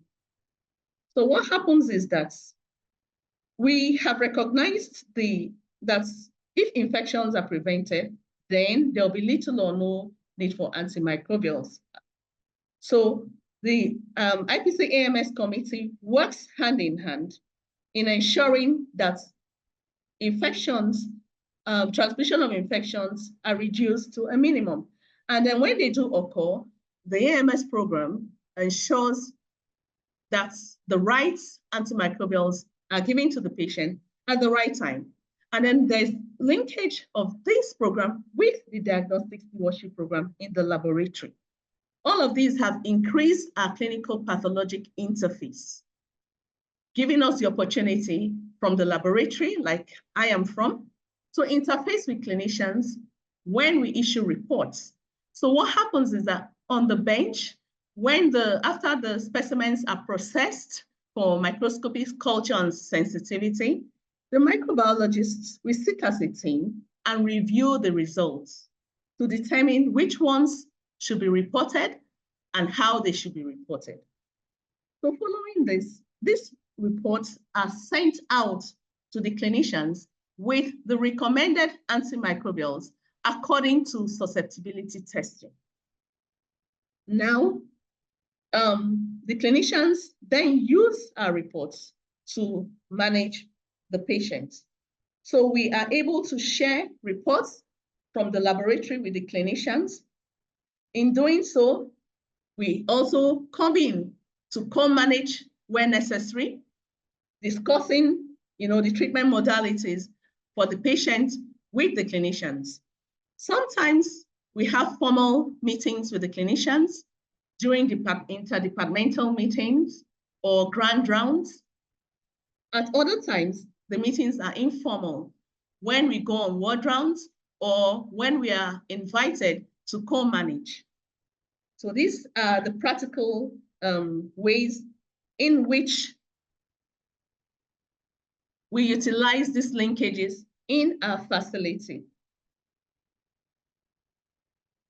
The hospital also is linked to the National Reference Lab. I also happen to be the focal person for the hospital's AMR program. We recently got into the second phase of the Fleming Funds country grants, for which I'm the focal person. And so that enables us send MDR organisms to the National Reference Lab to complete the cycle and also for quality control testings and feedbacks. So in terms of prevention of AMR, who should be involved? It is actually everybody's business, as we have seen. From the community, if the patients realize that not every ailment requires the use of antimicrobials, they will demand less for antimicrobials. Sometimes it is the patients themselves that drive prescription because they make the prescribers believe that unless antimicrobials are given, they will not get better. How then do we combat this? By educating, advocating, and acting now. In the healthcare facility, what do we need to do to prevent AMR? We need to improve strategies that strengthen infection surveillance and control programs in the healthcare facility. We need the facility management to really support IPC and AMS programs. Because truly without the total buy-in, it will be difficult, no matter how passionate we are, to actually carry out interventions that will stem the propagation of antimicrobial resistance. We also encourage, the facilities should also encourage prompt diagnosis of infectious diseases with quick turnaround times in the laboratory. So this we also need to achieve, we'll also achieve by educating the laboratory staff on the role that they play in combating AMR. When specimens come to the laboratory, how do we handle them? Do we handle them at our convenience? Or do we realize that these specimens actually represent patients, some of whom are critically ill, and that the physician depends on what comes out of our laboratory in terms of quality diagnosis to effect the appropriate treatment to, for the best outcome of our patients. We also need to institute and implement IPC and WASH measures.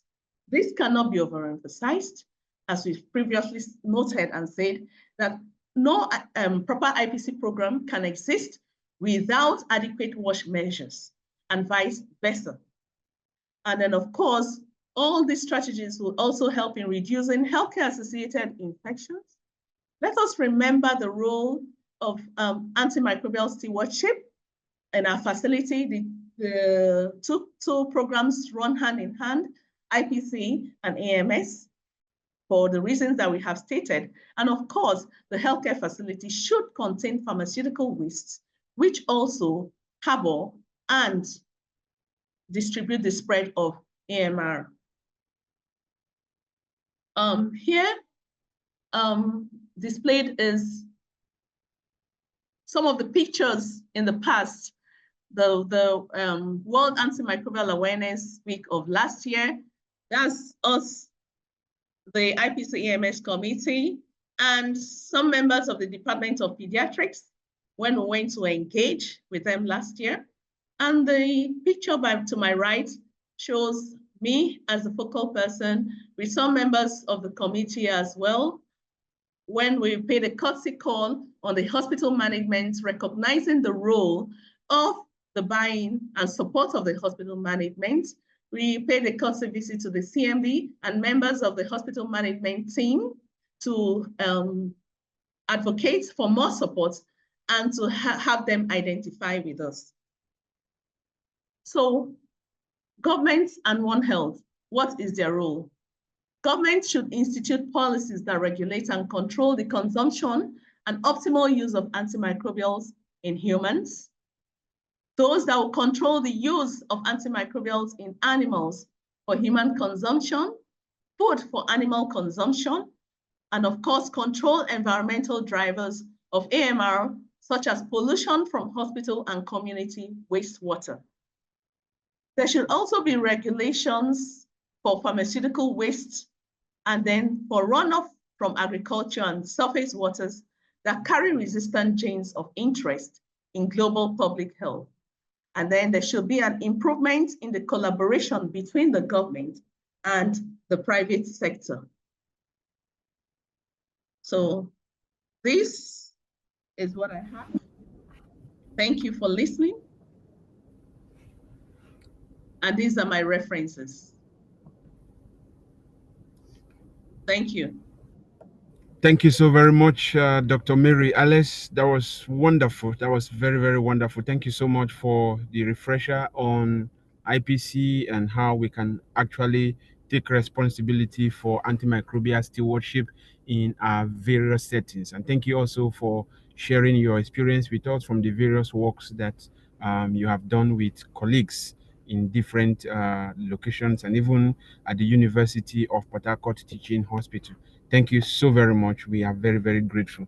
So I will just run through the chat to see the questions that we have from participants, if there is any, for you to take quickly. But before I do that, I'd like to confirm if Professor Laura Oboro is still on the call. Professor Oboro, are you still on the call, please? Can you let us know? Maybe just unmute and confirm you are still on the call. Okay, no words, from her. So I assume, she's off. So, Dr. Mary, we have a couple of questions here, but these questions, by my assessment, they were actually meant for your colleague, Professor Laura Oboro. But I believe as a colleague, you'll be able to lend view, or your expertise on those questions as well. The first one is from a colleague called Enas Mohammed, and he is asking, what is the primary role of infection prevention in combating antimicrobial resistance in clinical setting? How do infection prevention strategies help reduce the use of antibiotics and curb the development of resistance? And what is the global and local impact of AMR on healthcare systems? This question is coming from Dr. Enas, and I was wondering what your thought might be. To help you remember the question very well, I'll take it again. What is the primary role of infection prevention in combating antimicrobial resistance in clinical setting? How do infection prevention strategies help reduce the use of antibiotics and curb the development of resistance? And what is the global and local impact of AMR on healthcare settings? Okay, thank you, Enas. I think I actually answered this question.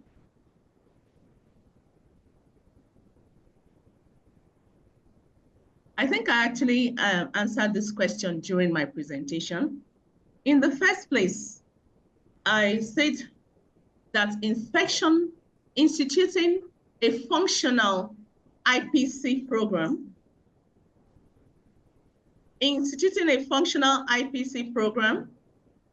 will, in the first place, prevent the transmission or reduce the transmission of infectious diseases caused by infectious pathogens. Some of these pathogens are actually MDR, multi-drug resistant pathogens, or the pathogens that cause antimicrobial resistance. So if IPC measures, as outlined during my presentation, are in place, such as functional hand hygiene measures, availability of water for sanitation and hygiene, you use PPEs rationally. We are cautious about the way we dispose of our waste, the way we manage our waste entirely from, as we say, from cradle to grave, from the point of generation to their final disposal. If we, pay attention to environmental cleaning, especially high touch surfaces, or indeed any touch surface, we pay attention and apply the right cleaning techniques using the right cleaning agents. If we are cautious, about injection practices and use them safely, all of these measures will indeed limit the transmission of infectious pathogens, and in some cases may not even allow the transmission. So if there is little or no infection, then there will be little or no need to even use antimicrobials. And I also mentioned that it is the usage, the exposure of these pathogens to the antimicrobials that drives resistance, in the sense that the pathogens become familiar with the antimicrobials and begin to devise means of protecting themselves against the antimicrobials, thereby not allowing the antimicrobials to work. So that is how IPC combats antimicrobial resistance in clinical settings. All right, thank you very much, Doctor. Yes, you did, ma'am. Thank you so much. Thank you. The last question for today is just a question of request for collaboration, and a participant on the call, Abdifeta Ibrahim Omar, is appreciating the both of you, I believe, for the presentation, and he is asking if you are open for collaboration to assist countries like Somalia, which is trying to tackle AMR at the moment. Just want to hear your thought on that. Thank you, Abdifeta. Collaboration is the way to go because AMR has no boundaries. It is a global crisis. And of course, anything that we can do together to actually unite and fight in the fight against AMR is highly encouraged. Okay, thank you. Thank you, Dr. Mary. Ladies and gentlemen, that is Dr. Mary Alex with her presentation on the topic assigned. She has done excellently well, and we are very, very grateful. Thank you so very much. I would like to do something that is quite unusual. I just have to do this because it cost us a lot to bring this resource person on the call, and unfortunately, you get to hear the other side of it. But please, Louis, can you bring on stage the introduction of our next speaker for today, Professor Morenike Oluwatoyin, who is supposed to be the third and the final speaker before we take the closing remark. Please, Louis, Professor Morenike Oluwatoyin, please, can we have her card on the screen? Okay, thank you. So let me just introduce our resource persons to us. Next slide, please. All right. Our next speaker for today is a distinguished scholar at Obafemi Awolowo University, Nigeria, with over 25 years of academic experience. Her research centers on the health and wellness of marginalized and vulnerable populations, emphasizing ethical consideration in engaging these groups during clinical studies, particularly in pandemic contexts. Her work spans adolescent sexual health, reproductive health and rights, and gender justice for individuals living with HIV, with a particular focus on women at risk and adolescents living with HIV. She is a fellow of the Nigerian Academy of Science, reflecting her contribution to advancing knowledge and promoting public health equity. Ladies and gentlemen, without further ado, please join me in welcoming Professor Morenike Oluwatoyin Folayan as she makes her presentation today. Professor Morenike, if you are ready, over to you now. Thank you very much, Godwin. And yes, I'm ready. It's been brilliant listening to the last lecture, really excellent lectures and quite educative for me. Like Godwin did note, I will be sharing with you briefly about integrating oral health into antimicrobial work, stewardship, and also addressing adolescent care. I think for me, what I bring onto this platform is adding the human face to the excellent presentation about implementation as well as basic sciences that the two earlier speakers Adam referred to. Hopefully, listening to this, you would also be able to identify how to translate once again the issues that you have learned earlier when you're looking at population. In this case, I'm looking at adolescents, but we do have multiple populations, including children, young adults, elderlies, and special populations based on disease needs. And then we do have specialties. And here I'm focusing on dentistry. This is my objective. I'm hoping that everyone here will learn a little bit about dentistry.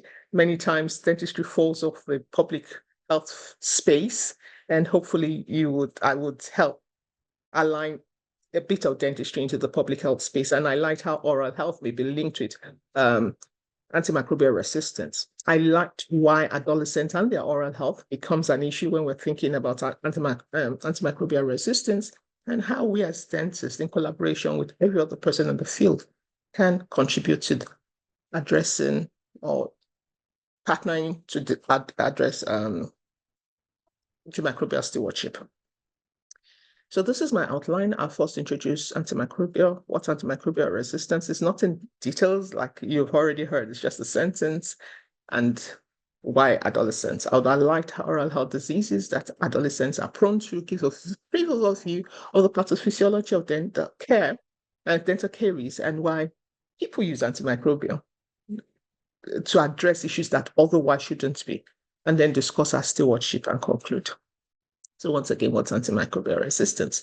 In simple words, far away from the earlier two presentations, is our resistance of microorganisms to antibiotics that people were previously sensitive to.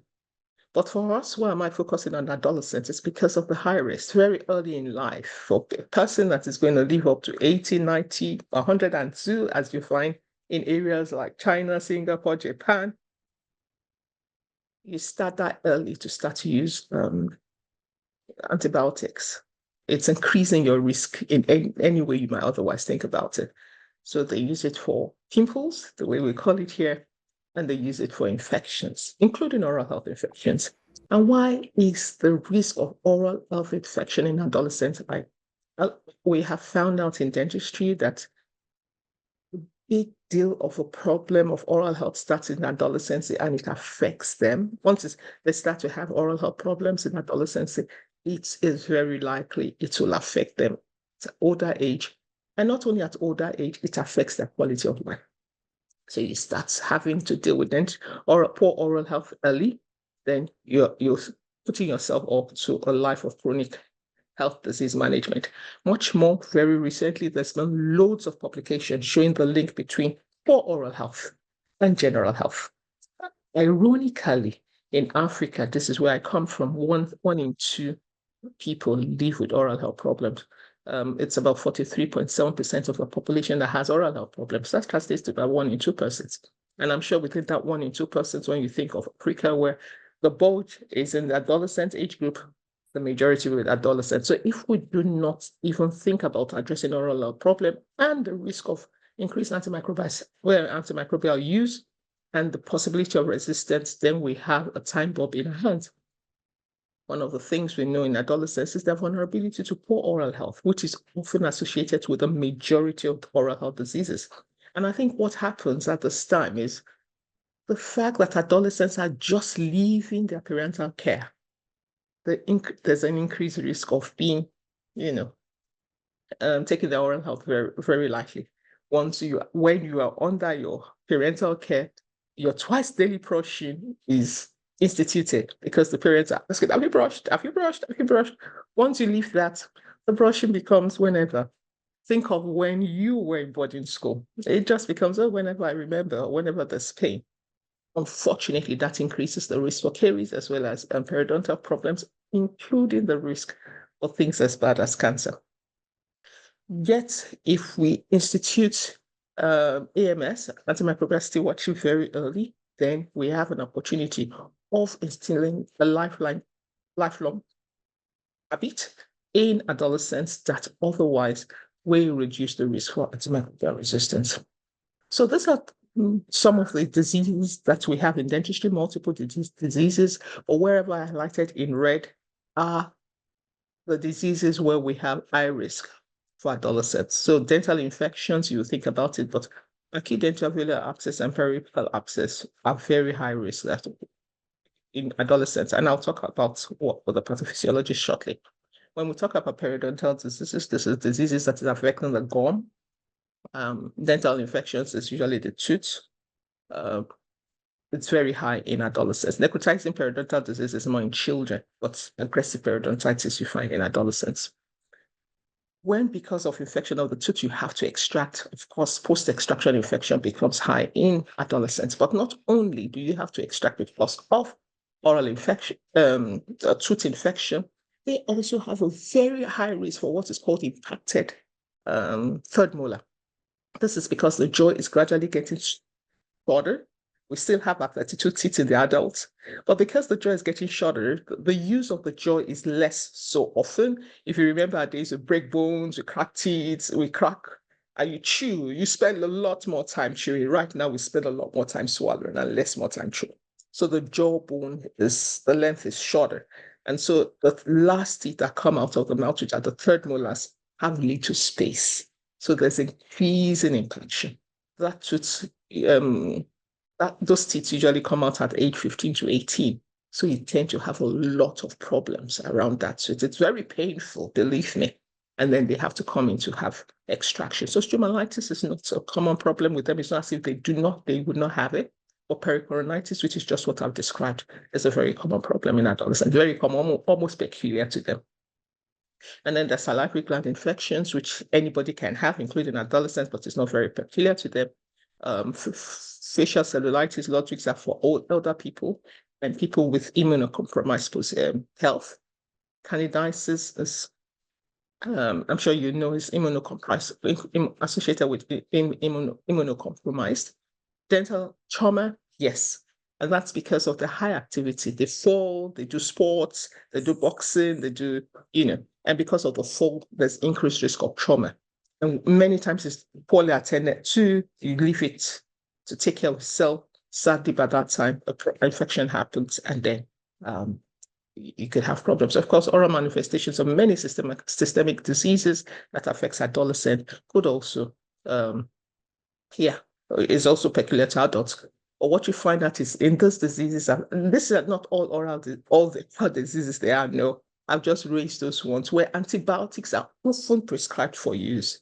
And within that context of where antibiotics is prescribed for use, the ones for which adolescents are more likely to be there listed as users of antibiotics, and therefore increases their risk of abusing the antibiotics. And I'll talk about why the risk of abusing is also high.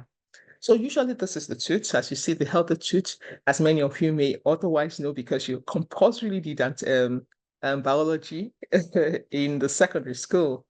The tooth has the enamel, it has dentine, and then it has the pulp. The pulp houses the blood vessels, or the arteries and the vein, but it also houses what is called the leaf, which you otherwise see as the light yellow thing. It's also leaf, very important. So when caries starts, which is the most common disease, believed to be 3.5 billion people in the world live with dental caries. That's how bad it is. It's really the most common disease in adults and the 10th most common disease in children. That's what caries is. So when it affects the enamel, it starts with enamel, and it doesn't cause anything because enamel is the hardest tissue in the body, 99%, minerals. It's the hardest tissue in the body. So, but it starts, but nothing is done about it. You just ignore it. What you might otherwise say might be some discoloration. But once it progresses to the dentine, which has a lot more non-mineral phase, you start to have sensitivity. The thing to do is to remove the caries and then cover the tooth. The sensitivity is because enamel that is otherwise not supposed to be exposed is exposed. And so there's osteo movements within the dentine. In the dentine, there's something called dentinal tubules. The dentinal tubules also have house extensions of those nerves that you find in the pulp. So when the dentine is not exposed to the environment, the movement of air in the mouth now causes movement of the fluid in the vessels, in the tubules, and that causes sensitivity. I have taken time to describe this because once you understand the pathophysiology, you definitely understand how to address it. So in effect, once dentine is exposed, the way to address it is to cover the dentinal tubule so that those movements don't happen and you don't have pain.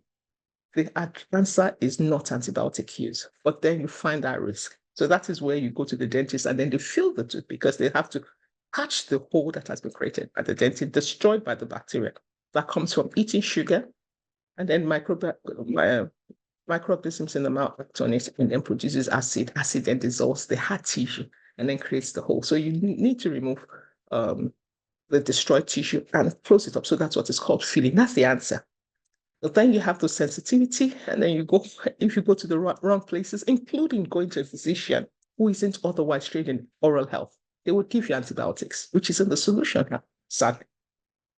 And then once it moves from enamel into the pulp, then you have problems. Why? You definitely know that now you have touched the life of the tooth, and inflammation starts. We do know that once there's inflammation, there's a lot of fluid that goes out. What you see in that place in stage 3 is that the inflammation is starting pulpitis. You do know when you have a problem, you remove the etiology. You don't treat symptoms.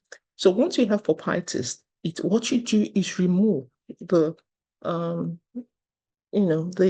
caries, which is a lot of dead tissue and microorganisms also.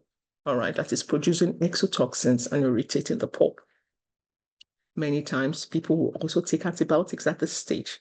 Now, when you're taking antibiotics, you're treating symptoms, you're not treating the pathology, which means even if you take the antibiotics at this stage and come back and things relieve, you will come back. Well, for many times, this is a very painful process. Many people tell you that toothache is worse than childbirth pain, the pangs of childbirth. It's worse. It's terrible. Why? Because the inflammation is inside a confined space. When you're thinking of inflammation of the skin or other places, these are soft things that can expand and allow for the inflammatory tissue. But because it's in a confined space, it can't expand. So what happens is that the fluid compresses tissues, including the blood vessels and the nerves and the lymph nodes. So it's extremely painful. It's now worse when you now lie down to sleep, because when you lie down, there's a lot of blood vessels going to the head, and then inflammation is worse. So you find out that you can't sleep. The solution is not analgesics, it's not antibiotics, it's going and getting off the problem. And the problem, what we do is extirpate the pulp tissue, the dead pulp tissue, so as to clean it and relieve it. And of course, if you for any reason can survive that stage, what you have to deal with next is the dead pulp tissue that is tracking infection into the periapical region. And then you have to deal with the pathologies that is associated with the periapical region, including an abscess, which might be large. You just wake up one morning and there's a large thing. This can happen because many times when we're dealing with pulpitis, people use multiple things that can lead to the death of that pulp tissue. What are the kind of multiple things? See, you use battery water, touch and go, cow urine, and of course you go to the pharmacy. They give you multiple things that kills the pulp. And once you kill the pulp, the nerves are dead, the blood vessel is dead. You assumably feel that the problem is gone, including the false use of the antibiotics. But then the problem is there. And one day you're going to wake up with a swelling because the dead tissue is still there, it hasn't been removed. And then you have the pathology. So to solve this is to remove the pulp tissue, which we call pulpitis. It's quite expensive. Or we do an extraction if the tooth is broken down. And once the problem is removed, all we need to do is for the place to heal. And once again, that healing process does not need antibiotics. What you would have heard for any one of you that went to the dental clinic is to use salt and warm water to gargle before and after your meals. So before and after breakfast, before and after lunch, before and after supper, and the last thing you wake up at night, before you sleep at night, if you did an extraction related to caries. And that's because the warmth increases the blood flow to the place and the salt lyses the bacteria. So you otherwise should not have an infection. You would otherwise only be given antibiotics if you have comorbidities, like you have diabetic or any other thing that you have immunocompromised that could increase the risk for infection. That is the only time that you otherwise would have antibiotics prescribed in association with this problem. It's the same thing with periodontal disease, where that results actually because of poor oral hygiene and there's plaque accumulated. The plaque is actually a mass of microorganisms that is in the air around the gums that shouldn't be. So you find inflammatory gums. The solution is to remove the plaque. Brush properly. The ones under the dentist will remove by scaling and polishing. It's not antibiotics once again.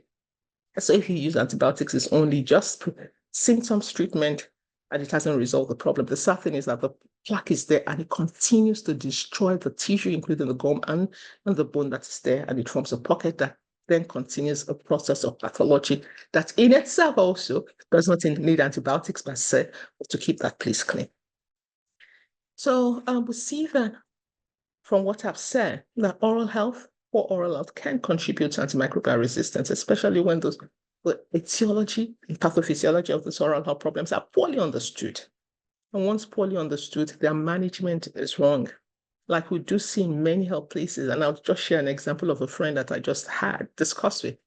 When people don't know what the problem is, when diagnosis is poor, they just prescribe antibiotics. For example, I have a friend, like I said, who just came in from Canada. She knew she was tired, very tired. She knew she had stressed herself and went to the hospital for care. And then on our list, anti-malaria without testing and antibiotics, penicillin. She knew she didn't need this. And she kept telling the doctor, I know I'm tired, I'm just tired. Antibiotics listed. She is diligent, she will take her drugs, but she knows that she didn't need it. So for me, it's this practice of not knowing. When you don't know what the problem is, you just feel, okay, let's prescribe. These are the things we need to deal with. So dental infections are common, and that antimicrobial prescription for them is common. When they go into trained facilities, it's common. Least of all, when we have the habit of going into pharmacies independent without a prescription and describing symptoms to this person's, and then they just write antibiotics for you because they don't know what the etiology is. And that is what you find adolescents doing. They don't have the time for the queue in the hospitals. The hospitals are also not adolescent friendly because they run clinics when they are in school. So when the child is out of school, they can't get to the regular clinics. So as a shortcut, they go into pharmacies and they don't understand this pathophysiology. They just prescribe antibiotics. When they have time to get into the hospital, for the spaces that are open to emergency care, they're not run by dentists because you rarely find dentists in the primary healthcare centers. They are run by other people, including nurses, CHUs, and doctors. The few times you find them, they are not trained as dentists. They're not trained in the pathophysiology of oral health problems. So because they do not know how to deal with the problems, they prescribe antibiotics. So this is the continuous reason why you have misuse and overuse of antibiotics when you're managing the oral health problems generally, and worse so for adolescents, and it's fueling the antimicrobial resistance. But then what is a concern is that once the dental problem itself is not treated, you're increasing the risk of adolescents to systemic health problems. And we're seeing a lot of that link. It's linked to cardiac problems, it's linked to stroke, it's linked even to an etiology of diabetes mellitus. We are also, my team, recently doing a lot of studies, and we're seeing the probability of the poor treatment in children linked to poor neurological development, including brain development. So this is a concern, and it needs to be nipped. So we as dentists have to definitely be part of the antimicrobial stewardship movement, which means a coordinated intervention to optimize microbial use. We've already learned how brilliantly it's done in other institutions like Rivers State, in Rivers State. But I'm sure if I ask my colleagues, they don't list a dentist on that excellent team and excellent program. And this is why I am doing this, to know that dentists have a role to play. Dentists have to consciously reduce unnecessary prescription and also look at the alternative management strategies that we already have. I can tell you that once I was training as a dentist, we rarely prescribed antibiotics. But at that time, it's those that were trained in my own institution. When we started having people from other institutions, it became a struggle to teach and train about not using antibiotics unnecessarily, because medicine is apprenticeship. Even if you teach in class, when you go and look at your residents, house officers coming from other places doing these things where they're otherwise not taught, you now start to find our students acquiring this habit. It's a struggle right now when we teach in class because it's stewardship. They hear it once, but they see it practiced 10 times. So it's a whole big frame that we must, as a whole, it cannot just be an institution doing well in AMS. The whole system, the whole health system must do well and resist it. And thanks once again for the brilliant presentations we heard earlier. So this is just one of the issues about what it means for antimicrobial stewardship. We have to look forward to reducing the risk of tooth decay, reduce the risk of post implications around it for tooth decay, because that way we will be able to eliminate antibiotic use and reduce the risk for antimicrobial resistance. For us to be able to reduce the risk for tooth decay, we have to talk about eliminating sugar from our diet, because that's the very cause of tooth decay. Once sugar is eliminated, the acid that is produced from fermenting the sugar and dissolving the tooth surfaces starts to be eliminated. It no longer becomes a problem. And when it is done, we have to go into the clinics early to be able to fill the tooth so as to prevent the progression. When we want to fill, we remove all the decayed substances, including the microorganisms that are there, and we fill. So this is very important. Fluoride use is very important because it makes the tooth very resistant and prevents tooth decay. But in Africa, we do know that poor oral hygiene is a big risk. It's not for high-income countries. In countries like Africa, where I've done a lot of studies, poor oral hygiene is a risk factor for tooth decay. And so we must promote proper oral hygiene, including the proper use of local oral hygiene tools. Chewing stick is just to teach how to do it right and the right frequency. And then we reduce this risk and we thereby reduce the risk of antibiotic prescription. So once again, it's about preventing poor oral hygiene. It's teaching adolescents how to brush, floss regularly. And once we institute this process, I've seen it with my own kids, doing it properly in adolescence, it's maintained throughout their life cycle. But the good thing is that because this maintained through the life cycle, their own generation of children, as they become parents, also acquire what it means to maintain good oral hygiene. And of course, it's about training and retraining, not only dentists, but all healthcare professionals who often more times than we dentists see these patients that have oral health problem on what it means to use non-invasive management and appropriate referral for oral health management. I think I'll chime in here the need for us to also, as a collective, advocate for the presence of dentists in primary healthcare institutions so that when they refer, they don't have to refer to a distance. They refer in the whole of Nigeria. The public health clinics is less than 500. We have 774 local governments. So it's not even one in a local government. So imagine the distance people will have to travel to be able to access oral health care. Of course, they will go to where they think they have help, including pharmacists and, the PMVs, who are not trained in any way and who does use antibiotics over the counter. So these are things I think we have to, and I hear very clearly the need for guidance and writing guidelines and for appropriate use of antibiotics in each institution so that it can otherwise be institution. Education is very key. We have to continue to train our dental professionals. And importantly, every institution has to monitor and provide feedbacks on how well. I've heard the River State example and seen the changes that has happened. This is something that has to be scaled up and replicated all over the country. I think it's very important to know that we cannot do this as in silos. The community has to be involved. I think this is the time where we have to latch on the teaching of AMR to school curriculums in very basic ways. From primary school, through the secondary school, they must learn about this. Community-based initiatives is very important. We go into the communities to do checkups, including oral health checkups, so that we're screening and early diagnosis, making early diagnosis before that unbearable pain happens for them to think about prescribing antibiotics. And peer-led campaign is very powerful. We do have a lot of schools that have health clubs. We have to latch oral health into that and latch antimicrobial resistance stories into that and enable adolescents who are peers within school and outside schools. Please note that there are more adolescents outside school than in school in Nigeria. Only 40% of adolescents that should be in secondary schools are in secondary schools. So we can't be doing this successfully without looking at the out of school engagement, making them being stewards of poor use of antibiotics is very powerful because it's about changing a lifestyle for life. Of course, we will have challenges. We did hear about resistance from stakeholders, including healthcare providers themselves.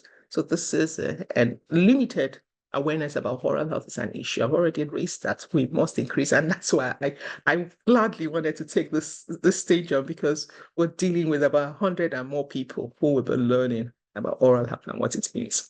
And inconsistent access of adolescents. Once adolescents don't have proper access, one of the things that you're seeing with adolescent case that they can't even have care without their parental consent. So it's a problem. So once they can't have that kind of access to care, they find alternatives. People tell them things to do. They use battery water, they use cow urine, they use, kinds of things. So we have to pay more attention to adolescent health, which we're poorly doing. And then many of the things we do are not contextualized for low middle income countries. You saw the poster I showed that showed how AMR stewardship can happen. That was a poster adopted from the FDI, our own international body.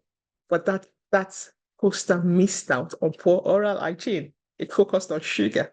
Whereas in low middle income countries like my country, it's about poor oral hygiene. So when you don't contextualize strategies, you miss out. So once we're designing and promoting AMR in Nigeria, that poster is going to include a third, which is for oral hygiene. That's about contextualizing it. So these things matter: context, and research-informed context response. So we all also must be supportive of research processes that and tells us a lot of things. Right now, I'm telling this is an interest, but I can't provide you with statistics about AMR resistance resulting from oral health in adolescents. I can't, because that research doesn't exist. And I'm shouting out there, if there's anybody interested in research, this is one gray area that if you do provide evidence, a lot of traction can actually have happened about it. Policy awareness is, we have policies in the country. People are not aware of this policy.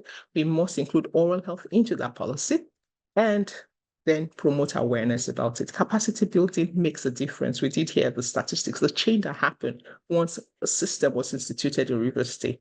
I've highlighted about the need for research and data. And of course, there must be funding for AMR. Congrats to Rivers State for the funding they have. But once again, funding to make oral health and AMR education integral to the AMR and AMS story is very important.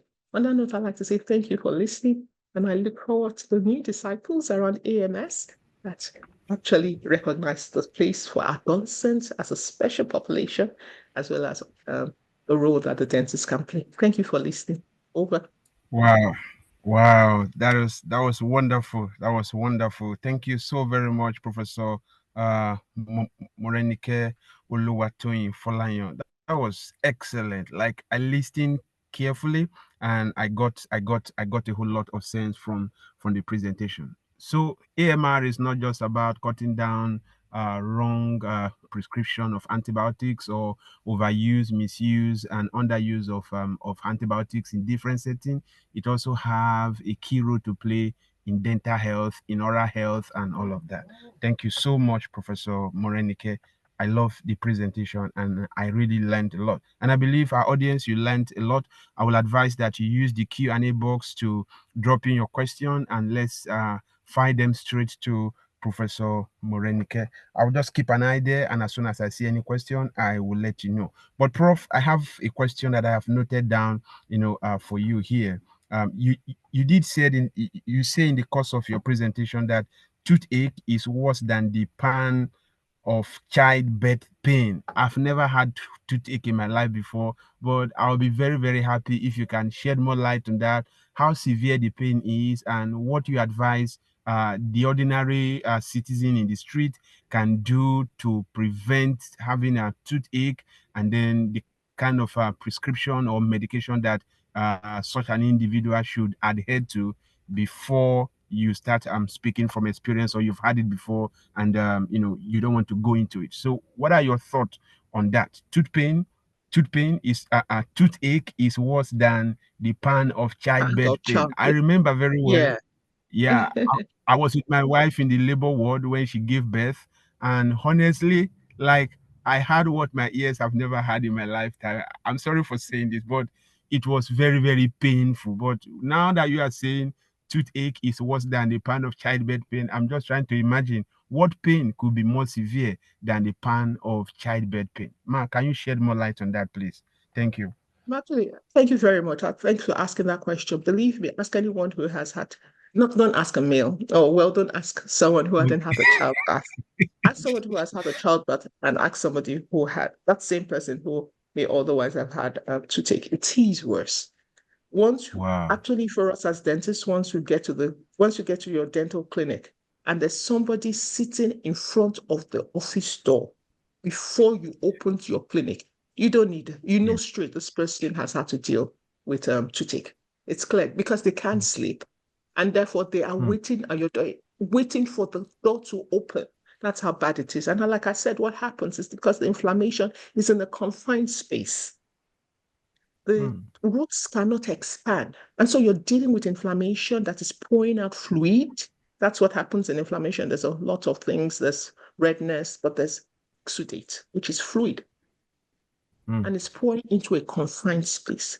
So the fluid, rather than expanding the tissue, is compressing on the nerves. You might see it as just one tiny thing, but believe me, if you experience it, your head is like what you would, even you would try to remove that tooth. It's just that it's stuck, you can't do it. So it causes that terrible pain. But like I said, it's worse because in the night when you're sleeping and lying down, there's a lot more blood flow to the head.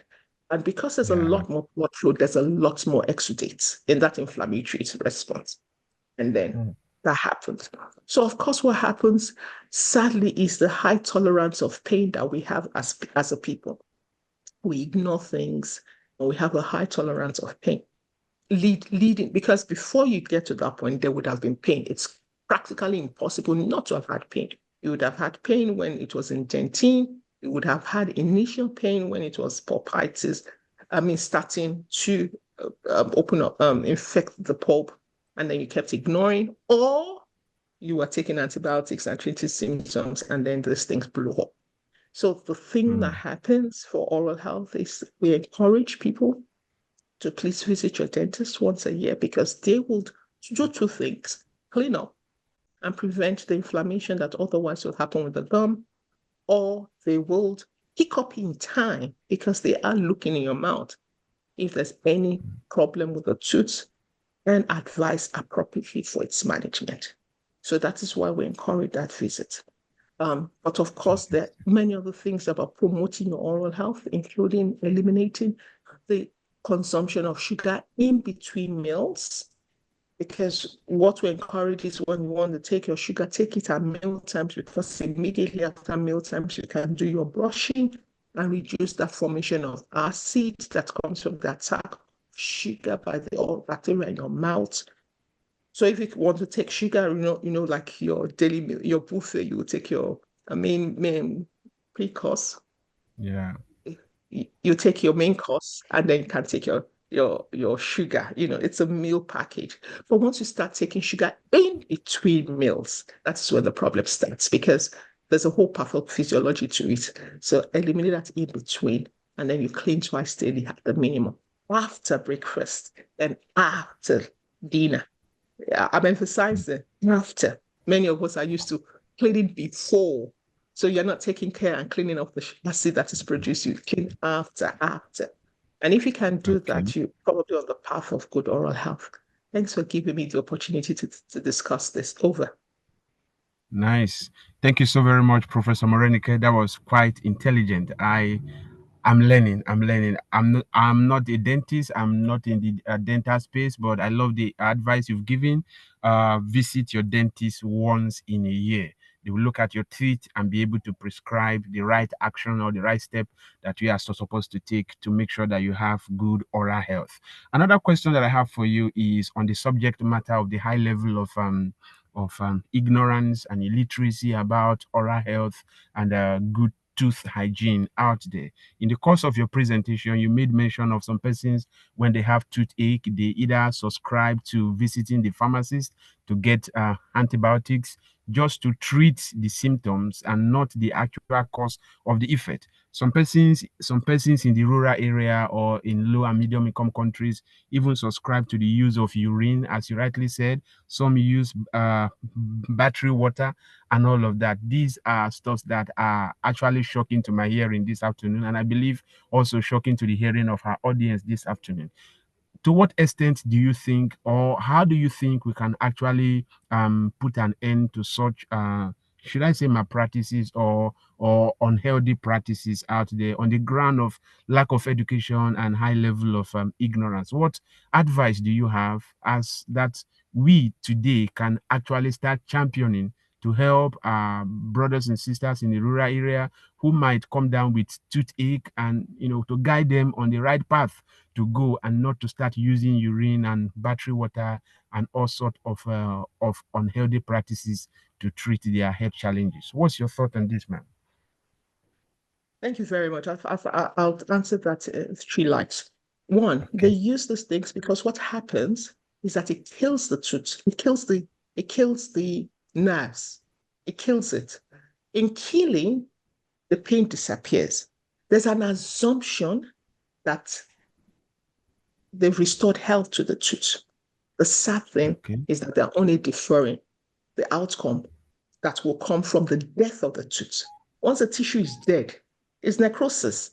Something's going to happen. But the immediate relief that comes from the death, that comes with the use of this harmful product, is assumed to be restoration of health to the tooth. But it only defers the date when the big problem, which oftentimes results with abscess, including Ludwig's angina for those that are malnourished, or facial cellulitis, and then the money you're saving, you're going to start looking for family members to raise the money to keep you alive. Good. Why do these things happen? It's because of poor access to health. In the rural areas, like I said, there are only 487, I think that was the last statistic I read, dental clinics in the country of 774 local government, 200 million people. How are they going to access health care? If we don't continue to promote, including primary health care, into oral health care, into primary health care, because there are people in the primary health care that can provide services, nurses, even if they're not dentists, nurses, community health workers, as well as doctors themselves. We have to latch oral health education into the education of this individual so that they can properly diagnose oral health problems and manage appropriately, or otherwise refer when the case for referral matters. So at the primary health level, care is provided. I would also want to add here that my third point, that when we're talking about primary health care level, including reaching the rural areas, you cannot exclude the alternative carers, traditional health providers, and traditional birth attendants. You cannot. As long as you play ignorance of this community of persons, you're going to continue to have this problem. And so even as we're championing oral health care and championing AMR, we must, believe me, our traditional birth attendants and traditional healers are also improving in their proficiency of use of therapeutics. And go look at the literatures. They also have started to add antibiotics into their concussion. Check it. Wonderful. They have. So when you continue to ignore them, they see the majority of the population, 60% of those residing in rural areas, assess them first. It is when things go out of hand that you now see them in the clinic. It's there. So, and then you continue to ignore the source of the problem and try to turn off the tap. It doesn't make sense. So you must include them in this response. The continued ignoring of the alternative carers that people often resort to, including in traditional areas. And like I said, for adolescents, maybe not traditional, but they go to not pharmacists, they go to these pharmacies, all these shops, these chemists. Yeah. And they are left out of that care system and capacity building system. And they exist. They are the ones filling the gap where you are. They exist. I was going to Cameroon through the borders, eastern borders, and they are there. They're there. They're filling the gaps because there is no gap created in nature. People feel it, and then you don't take care of them in that system. Then we are mopping up a turned up tap, water running from a turned up tap. So for me, these are the things that I think matters. It's not about dentists alone, it's about we as stakeholders joining hands to do all that we need to do to make a difference. Thank you very much. And over. All right, Professor Morenike Folayan, thank you so very much for your thought on this subject matter. I have learned a lot, and this is where we are going to draw the curtain. And at this juncture, may I respectfully invite my colleague, Goodness Ode, the partnership lead for the Global Health Network Nigeria, to give the closing remark. Goodness, please, if you are ready, we are ready. Over to you. Thank you so much for the very excellent moderation and general organizing for this event. My brother and friend, Pius Ohemu.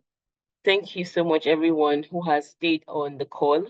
At the start of this event, we had about this number, and many of you have also stayed till this point. Thank you for joining and listening and being part of the very important work we have to do in ending antimicrobial resistance and taking up stewardship, as our speakers have rightly said, regarding the important role we all have to play. I hope that we continue to educate, advocate, and act in regards to AMR eradication and stewardship in that regard. We want to deeply appreciate our speakers who have shared very insightful strategies on the role everyone has to play. Thank you so much, Professor Ibinabo Oboro. Thank you so much, Dr. Mary Alex-Wele. I personally found it insightful, even as a health practitioner, to understand as minute as hand washing may seem, the powerful role it has to play up until policy and advocacy strategies that decision makers can also make in that regard. So we deeply appreciate everyone who has been part of this. And as a community and network, the Global Health Network Nigeria has so much more to offer when it comes to strengthening global health. And this is an opportunity for every one of us to be part of this work. Whatever field of practice you are relating to global health, this is a community for you.